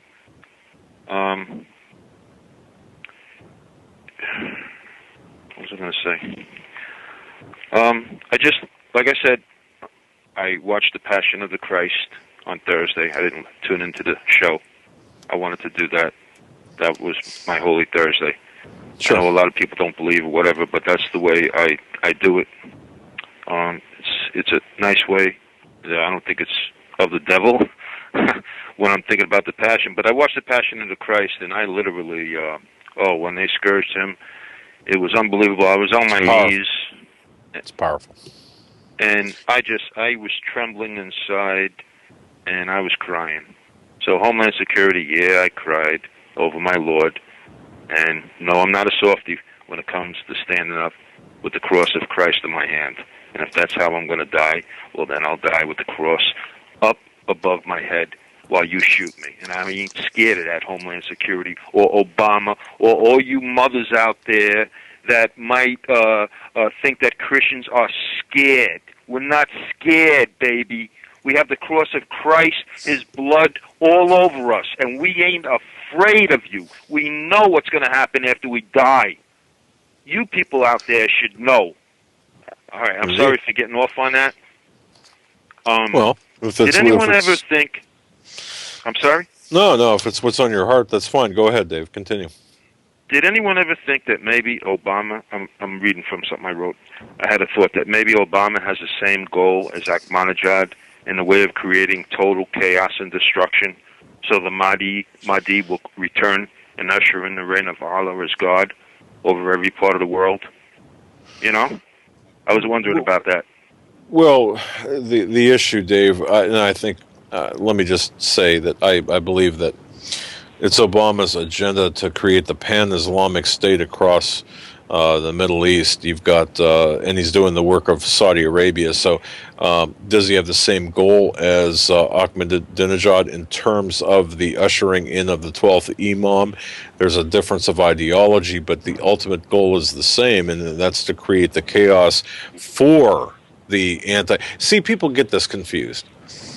It's his goal, I believe, is to create the fertile ground known as the chaos, and this is right out of the book of Alinsky, to usher in the Antichrist, to bring in the chaos, which will ultimately usher in the Antichrist, and that chaos is not only racial and societal, but it's also economic and As I've said before, it's got London connections. And don't forget, Dave, too, and I'm kind of going off on a tangent here, but we let you, so we're allowed to as well. Don't forget, too, when Obama was stopped in Perm as he was traveling as a junior senator for the United States on the Lugar delegation, and he was in Russia. Don't forget the passport debacle that he had with the FSB in Russia, where perhaps they thought or saw that he was a British royal subject because of his parental lineage, meaning that he was a subject of Great Britain. So, to answer your question, what does that have to do with the tea in China? Cost of tea in China? Well, a lot, because you've got a foreign agent. Regardless of where he's from, you've got a foreign agent or cutout or Manchurian candidate in the White House whose job it is to usher in the very same type of chaos of Ahmadinejad, perhaps from a different perspective, from the Alinsky perspective. So if you look at it from a larger perspective, yes. But when you get down to the micro details, no, I don't believe they're the same. Don't know. I mean, I really... Yeah. Really was the other thing, Doug, can I ask you this? With Benghazi, is there any? What's the final outcome? Was Obama and Hillary and Panetta aware that they were under attack and watching it live? Oh, of course. I think they coordinated the attack. No, but of course they knew that they were. So there's no way that. So Obama definitely knew right away. Abso-flippin-lutely. Okay, so then it would be almost similar. I wrote something down under this. It's like Obama was Caesar or Nero. I'm not too good with history, but it was like he was Caesar or Nero, and watching gladiators fight to the death in the Colosseum, and then giving the thumbs down to the former SEALs by not sending help to rescue them, huh? Well, in a way, yeah. I mean, he couldn't. You've got to understand, Dave. They were minutes away. The help was. Yeah, I know. He basically gave the thumbs down, like let him die. Basically, yeah. Right. Yes. Yeah. There's no way. And this guy wants to take away our guns, and he's out there crying tears, and he lets two former Navy SEALs die like that for 7 hours in a gunfight with their bloody fingerprints over the walls as they drag them out. And these people want to take away our guns, and you got the church, my Catholic Church, saying, people in there saying, take away the guns, and you got that guy down in Tennessee, Franklin Graham, saying the same thing. Disarm America? What? It's unbelievable. And then you got the Christians that are dying in Africa and dying over there in the Middle East, and you don't hear Obama going over there and lecturing the Muslims about not killing the Christians, but you want to take away our guns, though, huh? Saudi Arabia, we all better think China. about whether we're going to give those guns up or not, because if we give those guns up, it looks like we're going to freaking die. Dave, I know you live in New York, and let's talk hypothetical. Listen to me, okay? When I say this, we're talking a hypothetical. If you owned a gun, would you, Dave, register it according or pursuant to New York state law? Would you follow New York state law if you owned a gun? I can't. I could only answer that to you off. This is a little. I can't answer that specifically because I'm just typing. Okay, let me answer that. No, I can't answer that, Doug. I can't. I can't answer that because I'd have to talk to you off because there's something else involved. I'll answer that. I'll answer that. Okay. Here's the deal. If I would lived in New York State and I had a gun that was made illegal by these laws that were passed or by legislation or pending, former, current, whatever, I would be a criminal. I would not one second, and I'm telling you this, Dave. You don't have to answer this, but I'm just telling you this. I'm going to tell you right now, I would never register a firearm in the United States of America. If that makes me a criminal, so be it. I just want to throw that in. I know exactly what you're talking about. I just can't incriminate myself. And the Department of Homeland Security gun confiscation task force hasn't been there yet, Dave, because I petitioned for my $500 and I've been waiting. Both of us turned. Actually, we're going to split the 250, 250. And they said you weren't around the last couple of days. I thought my check was in the mail, and here you are calling in. Being that you guys voted for Obama, I think that you should invite Al Qaeda over and have a dinner with Al Qaeda. Hey, we got a leader here. My dad. All he the leads people a that faction. voted for Obama, all the people that voted for Obama should put out an invitation to Al Qaeda and have them come over and break bread with them. Isn't that good? We've already done that, my friend. Yeah, they just left right before the show. And we're Al-Awlaki dining at the Pentagon after he's been wanted for. No. I'm talking about the people that voted for Obama. All the people in the country, they should put out little envelopes to Al Qaeda and say, "Come on over," because they voted for Obama. They love Obama, so now they should invite Al Qaeda into their house. Yeah. Isn't it crazy? I mean, it's just ridiculous. that would be the really the good way of showing that they're behind Obama. If they really like Obama, then they should say, "Come on into our home. We voted for Hussein Obama, and we love you, Obama. So Lord Obama, let the Al Qaeda come into our homes, and we will welcome, and we will show that we were so kind and loving people. We'll open our doors and we'll open our closets to the nice Muslim Al Qaeda. Give me a break. Give me a break. That's what they should do, though. I'm sorry. All right, we're Thank up against the top of the hour. God bless you. Dave, God bless everybody. Thank you. I tell people about you guys all the time. So. That puts you on a different list altogether. Hey, Dave, it's great to hear from you. You have a great weekend, and hopefully we hear from you again Monday. You take it easy there. We're going to let you go. Thank you, Joe. Okay? You too. You're a good son. God bless. Bye-bye. Right. God bless you too, Dave. We are up against the top of the hour break. We are going to be right back with your phone calls for the rest of the show. 661-244-9839 is the number. And yes, we will take your calls. And as my dad cannot run the switchboard, I do. So I am the commander-in-chief of this show for the rest of the third hour. So give us a call if you want to talk about anything we hit, anything we missed. I can't do it. I just pretend to be stupid.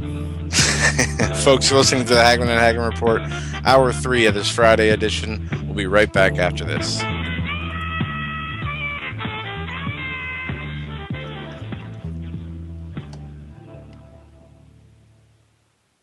Survival of the fittest. In any and all situations, survival is your number one priority. That requires being tough and thinking smart.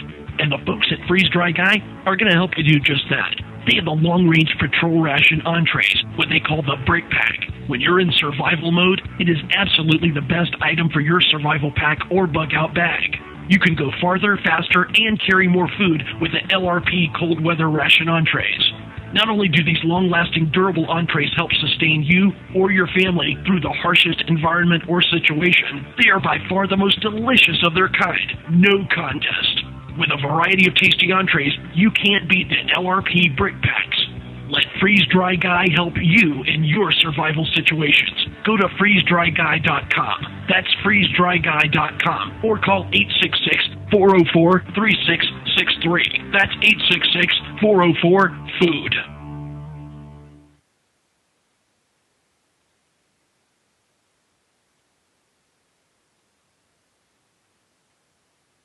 Ladies and gentlemen, the very word secrecy is repugnant in a free and open society. And we are, as a people, inherently and historically opposed to secret societies, to secret oaths, and to secret proceedings. For we are opposed around the world by a monolithic and ruthless conspiracy that primarily on covert means for expanding its sphere of influence, on infiltration instead of invasion, instead of elections, on intimidation instead of free choice. It is a system which has conscripted vast human and material resources into the building of a tightly knit, highly efficient machine that combines military, diplomatic, intelligence, economic, scientific, and political operations. Its preparations are concealed, not published. Its mistakes are buried, not headlined. Its dissenters are silenced, not praised. No expenditure is questioned, no secret is revealed. That is why the Athenian lawmaker Solon decreed it a crime for any citizen to shrink from controversy. I am asking your help in the tremendous task of informing and alerting the American people, confident that with your help, man will be what he was born to be, free and independent.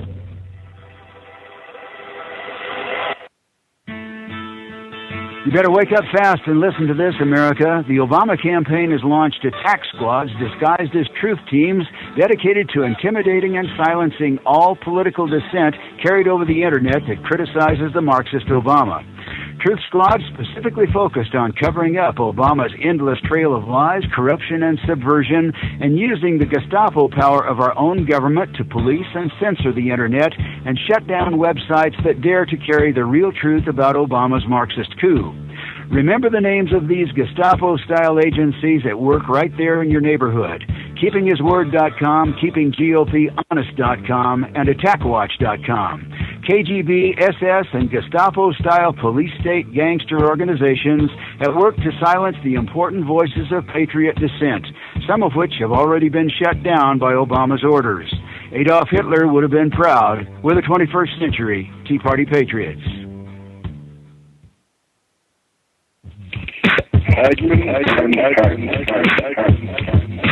You want answers? I think I'm entitled. You want answers. I want the truth. You can't handle the truth.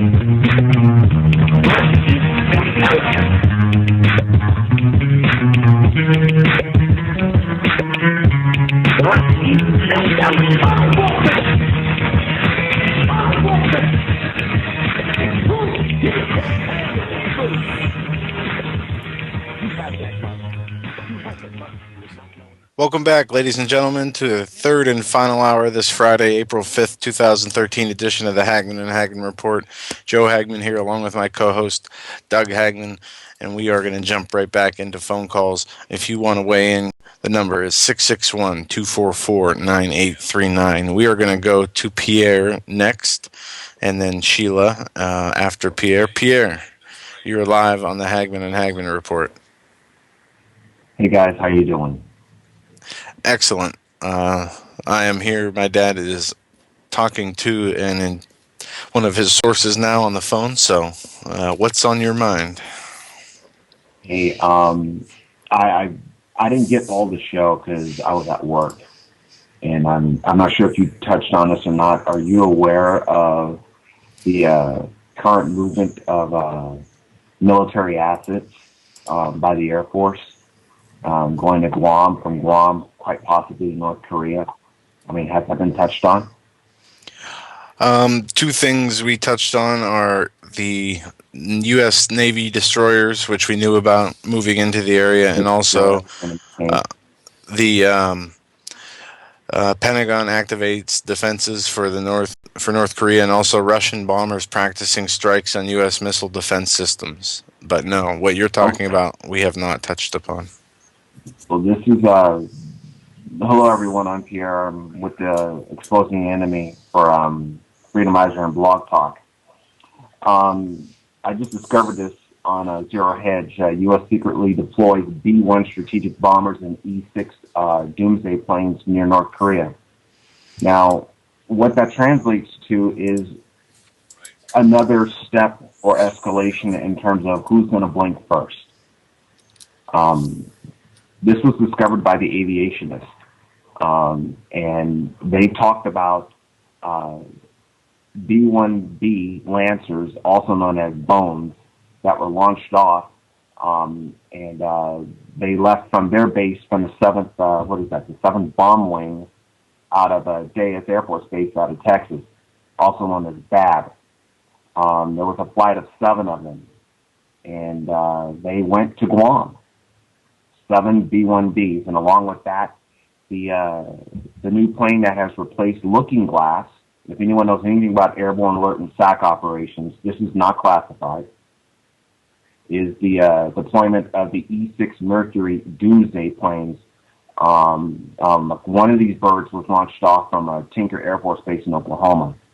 Now, to give you an understanding of what the E-6 Mercury does, which I'm just going to call Looking Glass, the new Looking Glass, is in case anything happens to Strategic Air Command's ground capabilities of handling strategic nuclear weapons, the launching of them specifically, if they go inoperable or if they've been destroyed, it is the responsibility of this aircraft to take control and to run the show. They also do the TACAMO policies for the Navy. TACAMO stands for take action and get out, I believe, or take action and move out. Correction, take charge and move out. I'm sorry, folks. So many acronyms. The whole point of TACAMO is to ensure that the boomers that are in the water receive non-conflicting orders to go to their targeted destination, go beyond their fail-safe point, reach missile depth, and be prepared to launch their payloads off should the order come down. Now, this is very, very significant because of what's going on, and add to the fact that just released today, apparently, I just saw it before I went to work earlier this morning, all foreign embassies have been ordered to evac all their staffs and personnel out of Pyongyang, capital of North Korea, by no later than the 10th of this month. The North Korean government issued an official statement pretty much saying to those respective embassies that they can no longer, quote, guarantee their safety. So as far as I'm concerned, looking at this, it's gotten to the point where we are, I would have to say, right at the Rubicon right now. It's just a question of who's going to cross it, who's going to blink first. That is currently where we're at right now with the status of North Korea. But the fact that those military assets are strategic nuclear assets, and mind you, folks, again, covering my tail, anyone can look it up. It's like on zerohedge.com. This is not classified. Once again, B-1Bs, B-1B Lancers, a.k.a. the Bones, 7 of them have launched off from Deus, and they should already be at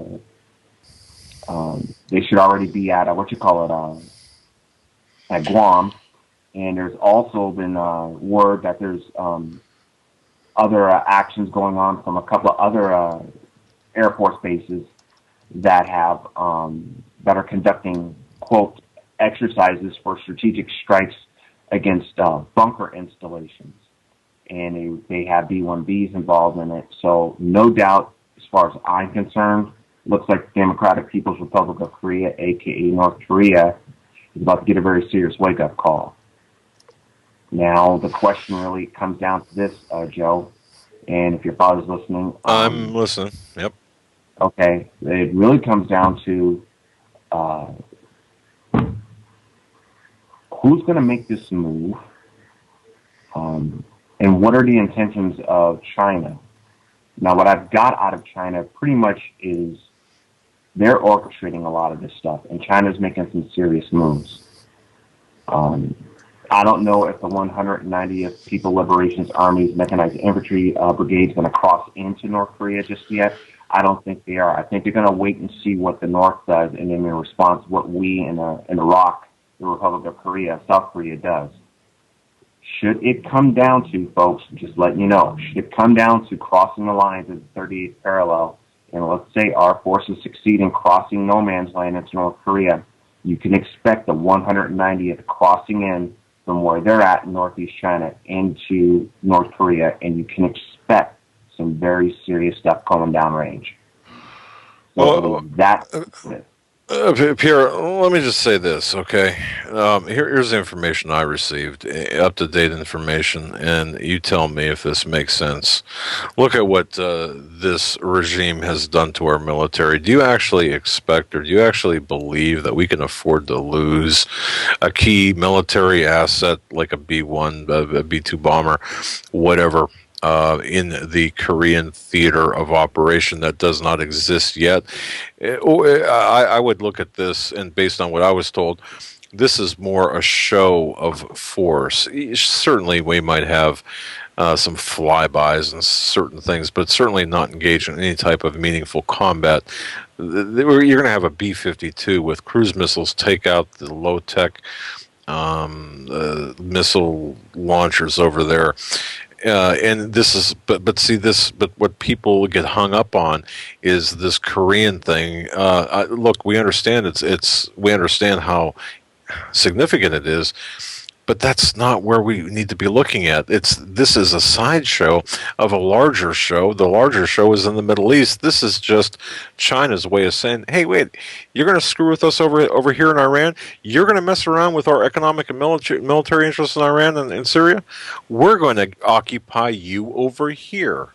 We're not interested in directly engaging you militarily. We're just going to make you bring your bat and ball and all kinds of stuff over here while we perform mischief in the Middle East." This is what this is all about. Everyone's looking at Korea. Everyone's fretting and worrying and sweating bullets about Korea. Now, I'm not saying you're wrong. I'm just saying that I think that there's another deeper angle to this. What's your thoughts on that? My thought is, I'm not going to contradict you. I'm actually going to very much well agree with you because I talk about smoke and mirrors. I do believe the Middle East would be the place to look at. But in terms of the notion of blind man's bluff, I'm very well convinced. I have to say about maybe 98% convinced, maybe 99.5, I don't know, percent convinced that rounds will go down range in Korea. It will keep us occupied, quote, occupied, right, fighting over there as the other fighting breaks out. Power projection is what it is. It's nothing more than a display of national power in the interest of that nation's foreign policy. Nothing more, nothing less. So what we're now looking at here, based on what imagery intelligence, signals intelligence, electronic intelligence, and so forth, a lot of very hardcore strategic assets have been moved in place by the Democratic People's Republic of Korea. And then at the same time, the People's Liberation Army has moved. Okay, and then at the same time, we've got the Russians with their strategic rocket forces playing a game of cat and mouse in terms of running simulated attacks against U.S. Missile defenses. As far as I'm concerned, if we want to really put a name to this, folks, then let's call it the SCO, as I've been saying it for a little while, the Shanghai Cooperation Organization, which is made up of China, founded in Shanghai, the second largest city in China, and then with Russia being another partner, and then several other non-aligned nations have joined them. They are the counterbalance to what NATO is in the West. And then when you add in BRICS with this, BRICS is nothing more than an offshoot or the financial arm of, as far as I'm concerned, of the SCO. So everything we're looking at here is SCO operating. Now, I'll agree with that. Yeah. Now the question is, Doug, are they going to just simply play this game as it is, a brinksmanship, to keep us occupied until crap hits the fan in the Middle East, or will they cross the line? I'm of the opinion they are going to cross the line. God is my witness. That's how I feel about it. That's what I've been seeing. That's what I've been sensing. That's the intel I've been getting. And we are ready, folks. I want you to all understand this. And the hosts, they don't need to hear me, hammer it down. They know the score. But the fact of the matter is, this is what you got. You got a 20-year-old upstart who is now authorized to use of strategic nuclear weapons against the Republic of Korea, the United States, 28, the United States, and I believe Japan. Okay, just hearing that's hardcore. What can he do to back down from it? As far as I'm concerned, he can do nothing to back down from it. I'm not being a warmonger or a fearmonger here. What I'm trying to say is this. You got this cat saying this stuff. Now the face and honor of North Korea, what honor they do have, if they have any, is now at stake. He now has to do something. He has to, because you see, if he doesn't, he risks losing personal face. His country risks losing face. So if they do saber rattling anymore in the future, guess what? No one's going to listen to the boy that really cried wolf. You know what I mean? No one is. But what if he does cross the line? Can we afford to take that gamble? So Well, no, either no, you or we preempt. but the key word, though, Pierre, you said the key word, occupy. And occupy, by every definition of that word, in other words, what they are doing intentionally is spreading our military, already decimated from within, spreading our military assets to the point where we cannot wage a fight anywhere. And if they drag all of these assets, which they are doing, to the Korean Peninsula, what does that? Where is our biggest exposure then? Our biggest exposure. Our biggest exposure, aside from the Middle East, is going to be our southern border region here at the continental United States. That's correct. And So, the East yeah. Coast. Well, So my right. solution to this, I do have a solution. And here's the solution, and the solution is going to hurt a lot of people because a lot of people will get hurt in this. But for those of you who are listening, you understand what I'm saying? For those of you who are skeptical, get over it. March on to Washington, D.C., much like how the protesters did during the Vietnam War. Have those signs up against the war. Say we know the truth of what's going on. Say we don't approve of being defenseless. Say we are tired of fighting proxy wars. Let's clean house here while we still can. Yet you don't see anyone marching on D.C. You don't see it. Why? Because everyone, for some ungodly reason, has accepted what Obama says and now has agreed with them that the First Amendment is a bad thing. So guess what? Now you do this protesting, that's considered an act of terrorism, or that's a bad thing. You know what, folks? It's time to get some spine and stand up. Now, before someone says to me, or Doug, or Joel, or anyone else, why don't you guys do it? Folks, we are doing it. We're on the radio. Yeah, what of course. Are you doing? That's my challenge to anyone out there who has anything smart to say about this. Because this is boiling down to the numbers in survival. This is boiling down to where you see those who are truly faithful in the Word of God will stand up for what is righteous. This country was founded on the principles of the Lord before it became what it is. Will it become that again? Once was, I don't know, but you can still stand up and fight for it. Fighting doesn't mean you have to shed blood. It means you can voice your opinion, get those boards out, march on to the freaking Capitol and tell them you're not standing for this. Public opinion changed the outcome of the Vietnam War. We won the battles in that war, but we lost it psychologically, thanks to Tet and a bunch of other stupid stuff. But what I'm trying to say here, folks, is you can still make a difference. Regardless of what's happening in the Korean Peninsula or what's happening in the Middle East, you could still make a difference before that clock hits zero. Right. Don't give in to pessimism. Don't give in to negativity.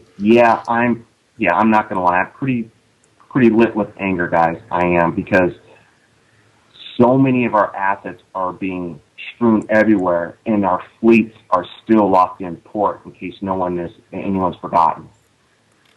That is very, very, very wrong.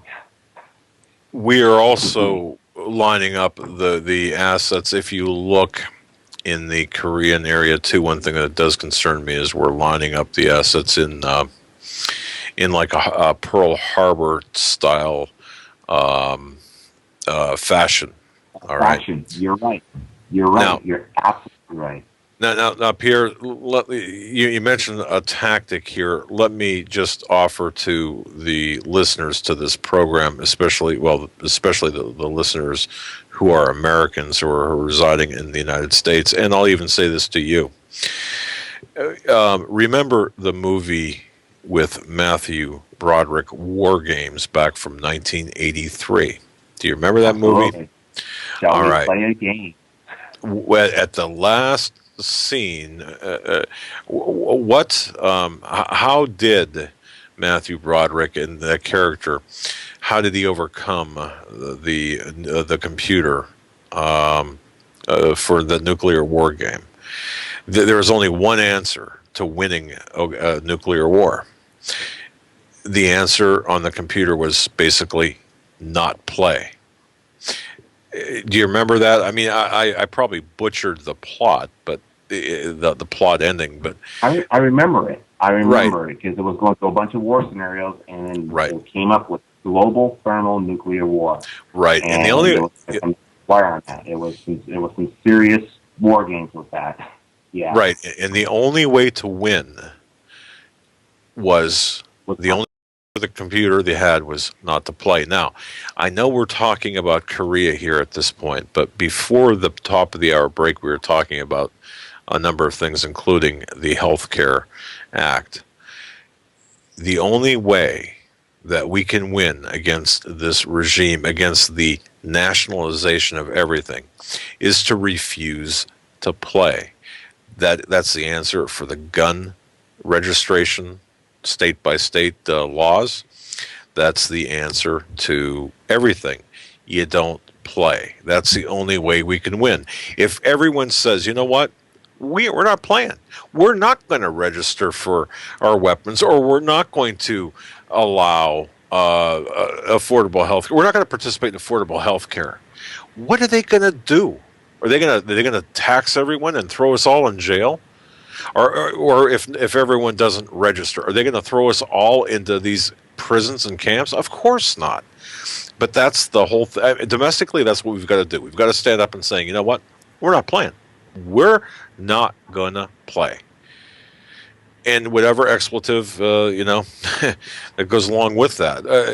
But we don't even have to go there. But with this Korean issue, I do agree with you. But I also think that we've got to take 5 steps back and look at the picture, because Korea is just merely the picture inside the picture. But I understand where you're going with this. So I mean, I agree with you. The only thing I'm going to have to add to this, and I'm going to be because you got other callers waiting. I'll say this about Korea, folks, and then you guys in the chat room and those who are listening, you ponder it, and if you want to answer it and think about it, by all means. About 60 or 70 years is a long time, as far as I'm concerned. A very, very long time to be having a succession of, quote, hostilities in a state of technical war. At some point, that has to end. And it's going to either end peacefully or it's going to end in bloodshed. But however you look at it, it's got to end.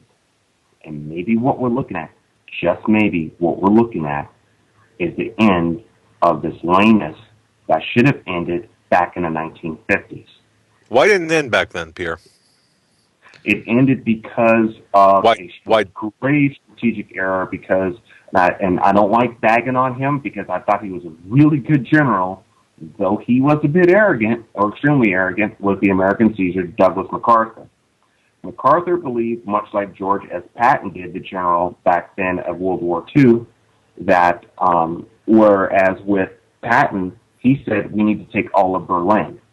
Don't let Berlin get divided with the Russians, otherwise we'll be fighting pretty much this Cold War and we'll have to be dealing with the Russians. Take all of Germany, get it under the American flag, and then things will be fine. What happened? No one listened, and surprisingly enough, guess what? Patton gets in a mysterious accident somewhere overseas, I think in Germany or whatever, and later he winds up dying. What happened with MacArthur? MacArthur knew once we crossed over into 38 and took Pyongyang, he decided to go and say, I know who the next enemy is going to be. I've known it for a while, and we need to take this enemy out now so the future generations don't have to take him out. Who was that enemy? Beijing. Take out Mao Zedong, father creator of Red China. So, Pierre, let me follow up. Truman bumped heads. They bumped heads like crazy over this. And Truman said, you're not going to do this.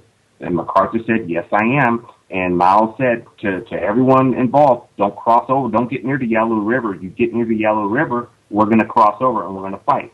No one took Mao seriously. No one. And then when they passed near the Yalu, a couple of million screaming volunteers, members of the People's Liberation Army of China, came across and started killing Americans, and UN forces wholesale, to the point where they pushed us so far out of North Korea that we lost Pyongyang. Yes, folks, we had the capital of North Korea under our control, and pushed us all the way back down to the 38th parallel. And that is why we are at where we are to this day. So, let me follow it up with a question. Wait a second. Let me follow up with a question. You named a couple of scenarios. We can go to World War I. We can go to name a war. What's the common thread here?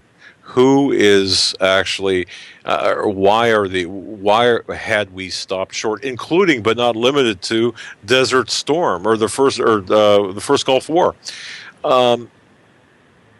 Is it pre-planned destruction, Doug? Exactly. Pre-planned destruction. Bingo. Don't take it too far. Let's make it controversial, but let's not take it too far, and we'll end it, and then we'll pick up on it some years later. Well, that's right. Now here it is almost 7 years later with Korea, with modern warfare techniques. We're going up against the fourth largest army in the world, with and this country has the largest special operation force in the entire world. Not even China comes close to what North Korea has in terms of North Korean commandos. I'm not trying to make the enemy look like all that and bag of chips, folks, but you need to understand what the numbers are, because this will be about numbers. How do you eliminate those numbers?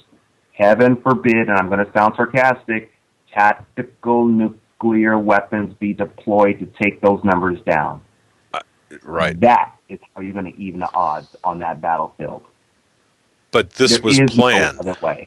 But see, but all of these wars, police actions, whatever, the stopping short, to coin a phrase from Seinfeld, all of this stopping short, this is planned for a state of perpetual warfare. And even the borders from World War One, they were carved out, insanely carved out. The armistice in Korea, this was planned because to keep us in a state of perpetual warfare, leading up to World War III, and this is what we're seeing take place right now. But my thing about World War III is we've been fighting World War III probably for the last 10 years, maybe 20 years. It's just been cold. Now it's about to go hot. Yeah. You know, and what sucks about this, folks, is everything I've said has now come to pass, as Doug and as Joe and everyone else, Alex Jones, has said. The three basic tenets of bringing down a nation. You create civil divide, political, ethnic divide. We have that in the United States of America. You bleed out its military. You create multiple fronts, keeping your enemy's forces off kilter. Von Clausewitz, who wrote the treatise on war from his end, from the Western point of view, simply said the way you keep your enemy off base is you disrupt his center of gravity, and then you attack. Yep. Then you've got the final part. Economic implosion destruction, which is what we're seeing, and already the Japanese market is starting to buckle.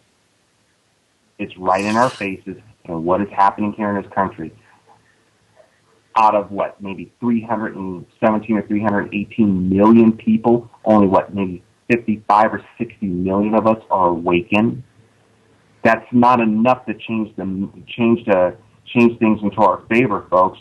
I would say pray, get your spiritual houses in order, and start making some noise, and get other people running with you on this. You know, you guys need to clearly see what the divide is, because the divide is here. The enemy has thus far succeeded in making these three things happen. But who's the enemy? Huh? Who's the enemy? The enemy is the people within us. The enemy looks like us. Sometimes the enemy is us, whether it's through hubris, excessive pride, wanting power, influence, living in complete denial to the point where you are supporting the machine. That is the enemy. And ultimately, the real enemy is the ones you can't see, the ones of the spiritual nature, the ones that are fallen. Bingo. The ones that fell from heaven. Bingo. Ultimately, that's what it is. And we are fighting, what we're looking at here, folks, is the physical manifestation of the spiritual war brought here on our world. And while people are like, I can't believe this is happening, where did all this craziness come from? Look no further than a holy Bible. Look into the scriptures. I'm sure there's other ancient texts from other beliefs that coincide with what the Bible says, that there has been great wars in the heavens and a purge or something like that, and a fall has happened. And now you think these beings that fell are dead? They are not. They are very much alive, very much real, and they're very much pulling the strings on what's going on because it has been mandated to happen. For us as the people, the creations of the Lord, the sovereign God, the Yahweh, the Lord of Abraham, Isaac, and Jacob, our thing is to maintain our faith, to keep our houses in order, and to try, if we can, to help others, even in the worst and darkest of times. I could talk to you about war until I turn blue in the face, but at the end of the day, I will tell you there is no such thing as an atheist in a combat situation. And combat does not necessarily reflect, folks, a knife, a gun, a rifle, or a nuclear device. It can represent harsh words and a fist. It can represent illegal legislation and so forth.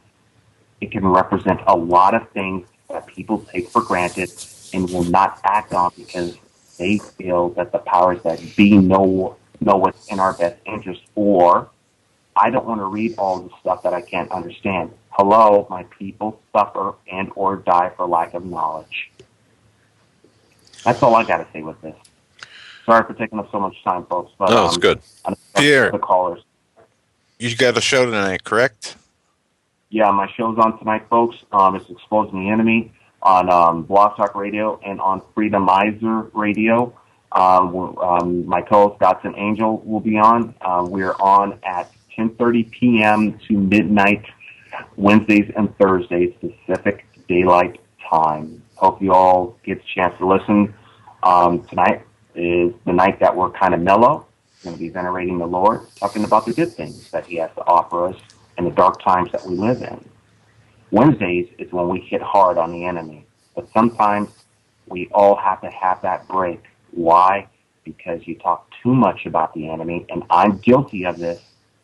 We tend to forget about the one who made everything possible for us to have what we have, up to and including our suffering for a reason, to give us our divine salvation. We forget about the Lord. And when we forget about Him, we're busy venerating the enemy. And that is not the thing that we want to promote. And so that's what we do on Friday nights with Exposing the Enemy. So I am sorry. My apologies to all of you if I tend to get out of control with things, with my emotions on this. It's just that I got brothers and sisters, not blood, but brothers and sisters in uniform, by the thousands in various corners of the world, doing their thing because they believe in it or they're ordered to because they don't have a choice. And they come back in flag-draped coffins, or they come back with missing limbs. I also have to think about the flip side of the equation, the civilian populations, the people who know but are so afraid that they cannot take a stand because there's not enough people to back them up. To America at large, I ask you, where is your spine? Where is your heart? Where is that spirit of rebellion within you that helped found this country back in 1775? Where did it go, folks? Where did it go? Where did your values go? When did you become so weak that you gave up on everything and you just let everything be? Amen, Pierre. Since when did innocent children die because of issues of abortion? So since when did we give into that? But anyway, Exposing the Enemy tonight. Yeah. 12 p.m., 10:30 Pacific, you said? 10:30 Pacific to midnight. We only have an hour and a half slot, folks. It's a great show. FreedomizerRadio.com and Blog Talk Radio. Yeah, it's a great show. Thank you, Pierre, so much for your call and for what you do. And we will be talking soon. You have a good night. God bless you, my friend. All right. God bless you, too. Good night. All right. We are going to move along here. We're going to all right. Go to Sheila. Sheila, you're up next. You're live on the Hagmann and Hagmann Report. Hi, guys. Good evening. Can you hear me okay? We no can, longer actually. In the wind tunnel. Yeah, I'm not in the wind tunnel? You're not, no. Is that what you said? Okay, you know what it was? I thought, what is it they're hearing? It was I got an air cleaner. That's what you were hearing, so I turned it off. So evidently that was the problem. Sheila, were you mistaken the telephone for the air cleaner, or air cleaner for the telephone, or what? Well, I didn't know which it was.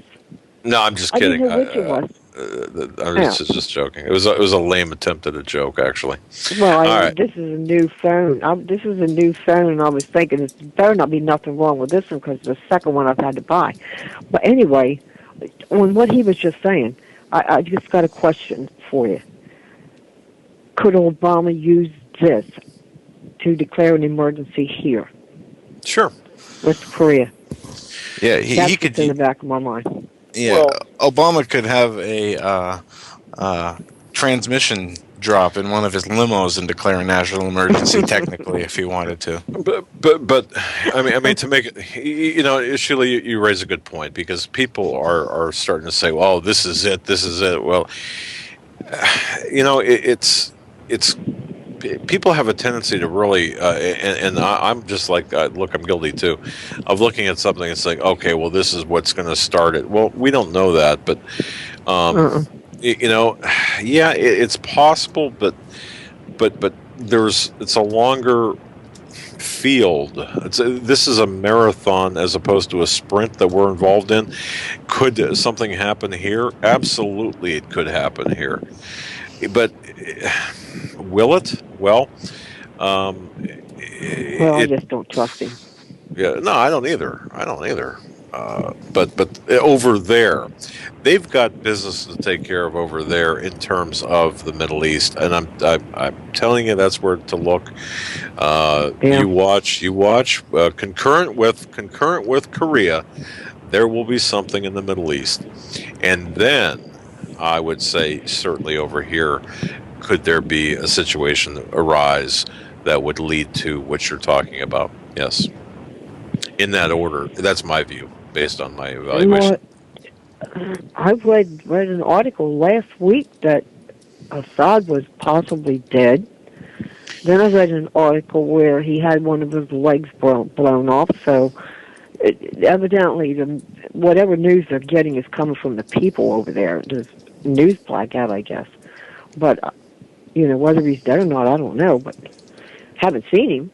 And the media, Fox News isn't saying a whole lot about Syria and what's going on over there. So the focus has been taken off of that somewhat.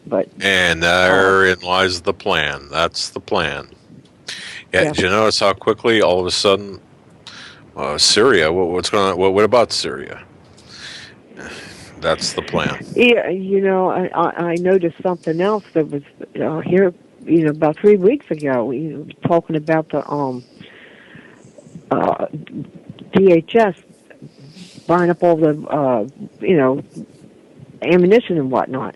And it came out on Fox News, and I'm thinking, yeah, that's finally coming out, and they were talking about that, wondering about that, and they had a retired major come on there, and he said, I'm very concerned about that.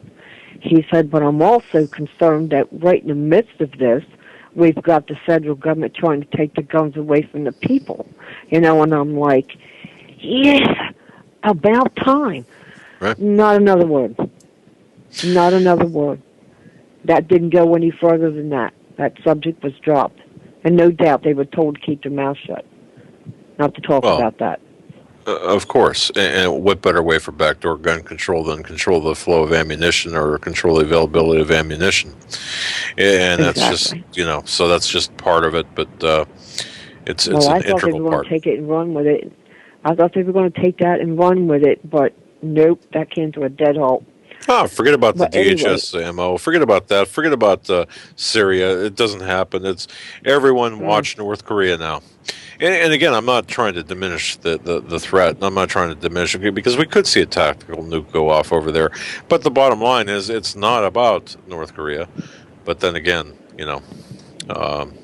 it's complicated. It's people are trying to make it. People aren't seeing the whole picture, I guess, is what I'm trying to say. So, but Sheila, you get it. You understand it. Our audience understands it. And judging by Facebook, Sheila and ladies and gentlemen, I put our latest report, the video report about Syria, on and North Korea on my Facebook page, I think it is. Anyway, if you go to HomelandSecurityUS.com, there's an 8-minute video there you can watch. I did it today about Syria, North Korea.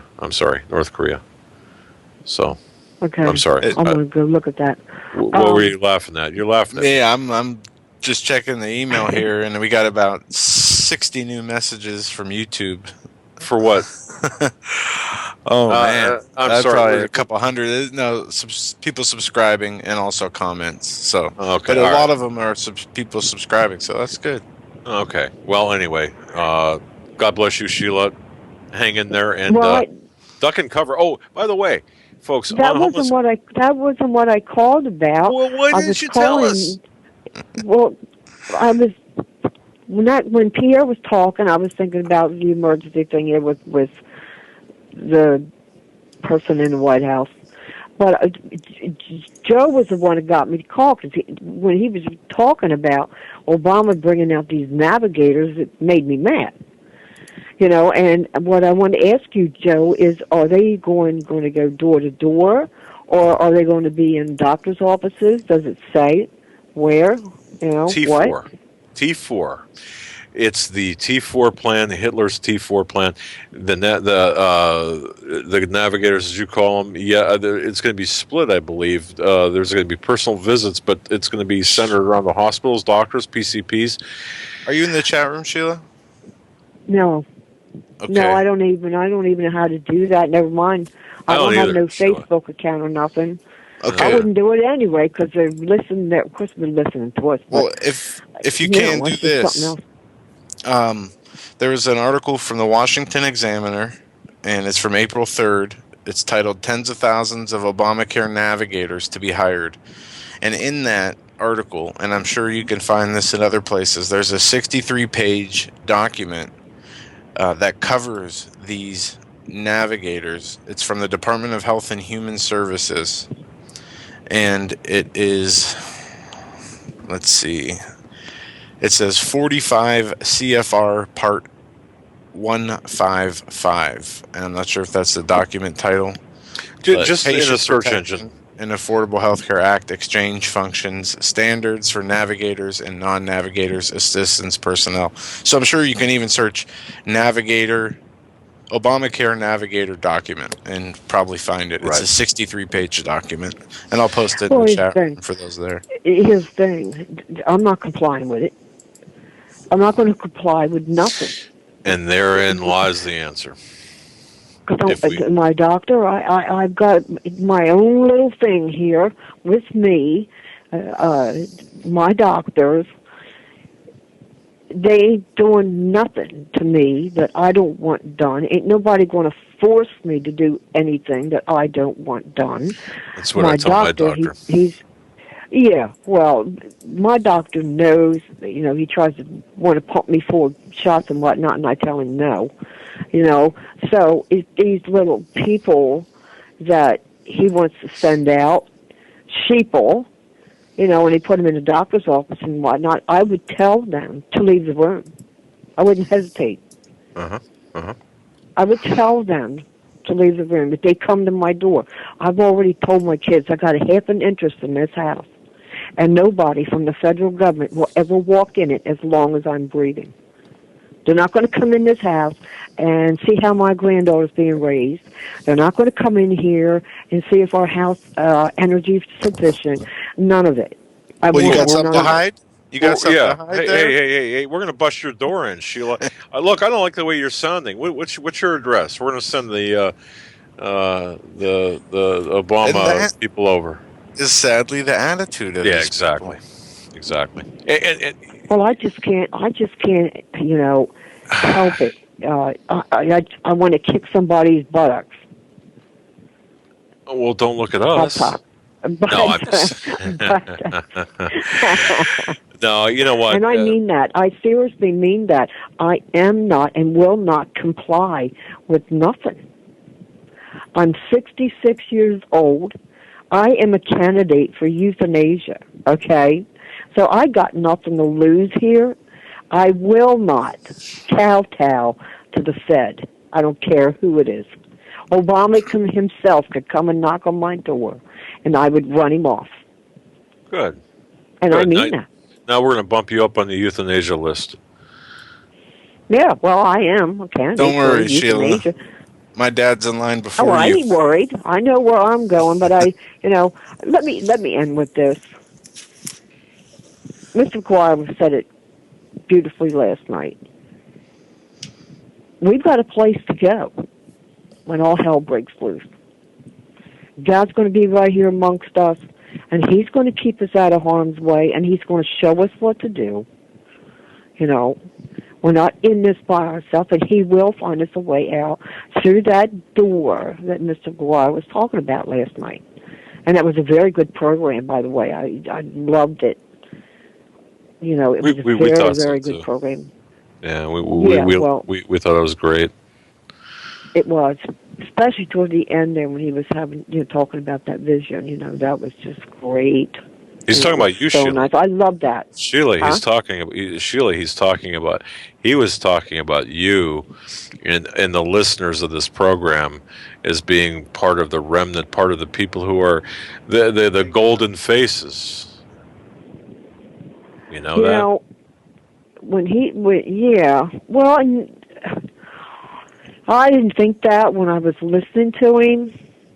I didn't either until somebody had pointed that out to me, who said, Well, when he mentioned an open door, it came to mind.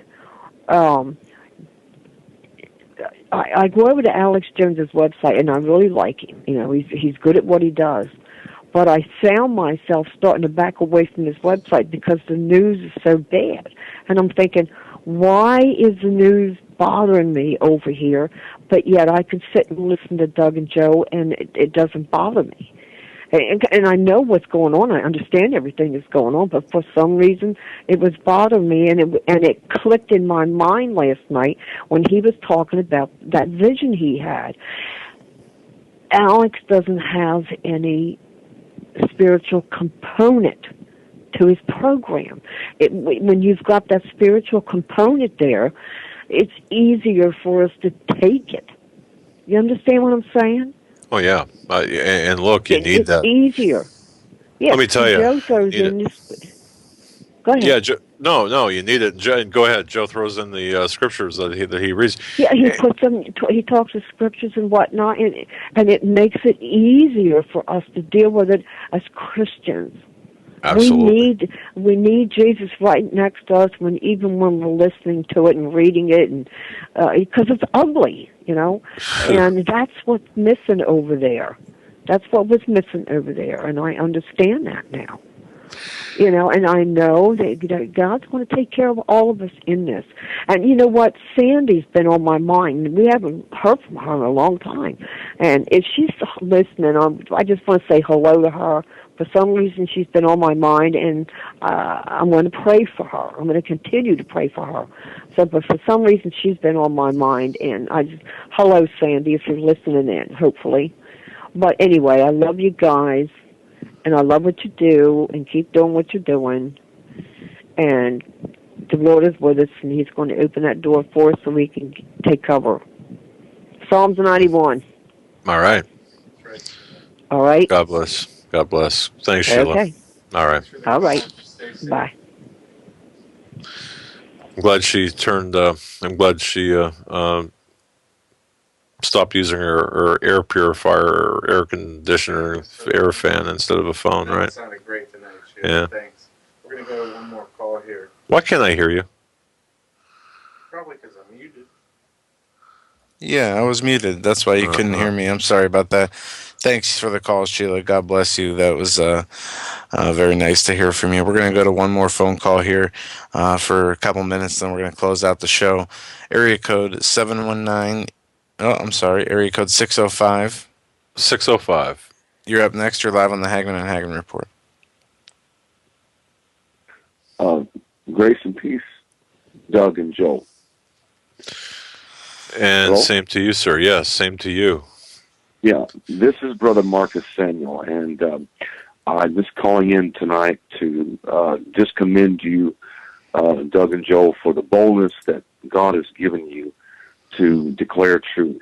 And I see your show and you two as being towers of truth. And, of course, Jesus said that the truth will make us free. And you are allowing an awakening to take place among your very learned and astute listeners, which I just love and enjoy listening to. And Proverbs 28:1 says that the righteous are as bold as a lion. And you two young lions are going to be an end-time premier team that is going to keep progressive truth going into the ears and hearts of listeners that will help them to prepare for what's taking place. And a couple of the listeners were describing all the military assets that are being moved around. Well, the natural types the spiritual, and I just want to close by saying this real quickly, that God himself is also orchestrating spiritual assets, moving them into placement through prayer and intercession to raise up a righteous remnant that's going to expose the darkness and declare the truth. And I apologize for my voice. I'm just getting over a cold from being out working outside. But again, Doug and Joe, you're blessed of the Lord. God has raised you up and given you a platform to reach the world with the message of boldness and truth. And we need not have no fear what's taking place around the world. Yes, we're living in perilous times, but God did not give us a spirit of fear, but a power, love, and a sound mind. And like the last listener said, we would do well to find ourselves living out of the truth of Psalms 91. And Doug, I commend you for your boldness. You are truly righteous in the Lord and bold as a lion. And Joe, I want to commend you on being studious in the Word. You have a love and passion for the truth. And you're going to be two twin towers that no enemy will bring down in this end time. God's going to use you significantly to release messages of truth and help us prepare for what is ahead, because some big things are going to come down. And I just appreciate you and the show so much. Well, folks, and Marcus, let me just say this.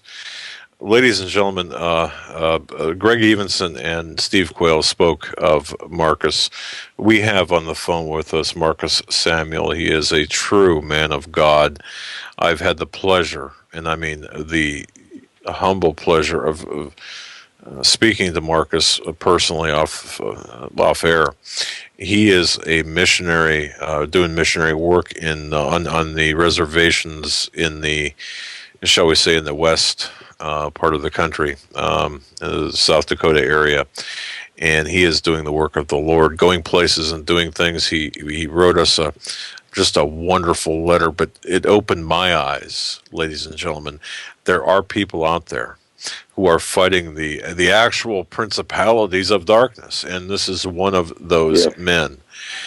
Marcus, let me ask you a question, because I do know that you ask for nothing. I've never met a person. Not only do you not ask for anything, you give of yourself. You give literally the coat off your back. I'm not sure about the shoes off your feet, but you've done so much. Let me ask. let me ask this. I do know that you travel some rough terrain, and you have a situation where you're in need of a replacement four-wheel drive vehicle. Doesn't have to be new. Have you been able to get something to replace your duct-taped four-wheel drive? Well, Brother Doug, not as yet, and to be honest, I've not made a big issue of it. My heart and concern is reaching out and loving people. And I know that if I seek first the kingdom of God and his righteousness, then these things will be added to me. But, Brother Joe, I've got a burden for the Native people. They have been just tremendously abused, and I won't take time to go into all that now. But there is such a treasure inside them that I believe that God wants to raise them up. And I do not believe that we can see a true restoration in our country until people groups that have been abused are reached out to and ministered to. And so I literally spend 24/7 going and doing, things that the Spirit of God compels me to do for this people. I'm determined to live or die to reach the people here. 90 seconds. To see an awakening to the person and the finished work of Jesus Christ. That's my sole reason for living. And like I said, I do appreciate you bringing up that need. I'm just humbled by the people, and I want to take time to thank everybody that has responded to the program. And Steve Quill and Greg Evenson and yourself were bringing that to the people's attention. God bless each and every one of you, and may the Lord reward you accordingly to your 60 gifts. seconds. But again, my heart, Brother Doug and Brother Joe, is if I seek first the kingdom of God and His righteousness, then these things will be added to me. I do covet your prayers. I've encountered things out here. We talked about sometime about maybe sharing some things on the radio, and I'm open to that. I've encountered things out here that I've never seen nowhere, whether it be South America, Bermuda, or wherever else I may have been to. It's quite intense, and I praise God for Steve Quell and Greg Evenson and your show for bringing these realities to us. You got it. real. You got it. And They are. I got to tell you, we're up against we got about 15 seconds left, Marcus. I just want to say I this. see that. I want to thank you so much for being out there on the front lines. 10 seconds. Folks, we will put up, what we do have his permission to put up his mailing address. Anyone who can help Contribute, him. help, support. Good Lord. God bless you, Brother He's Marcus. a real deal. It's fantastic talking to you. I hope we can do it again soon. And God bless you for all you do. Joe. All right, brother. Thank you. Well, God bless you both for what you do, and be blessed. And I love your show. All right, thanks. Good night, everyone. All right, that was Brother Marcus, and what a great end to a wonderful week. We are out of here. God bless each and every one of you. Sunday night, Pastor David Langford, Steve Quayle, 9 p.m. Eastern. Don't miss it. Thank you. We'll see you then. Thank you for using Blog Talk Radio. Goodbye.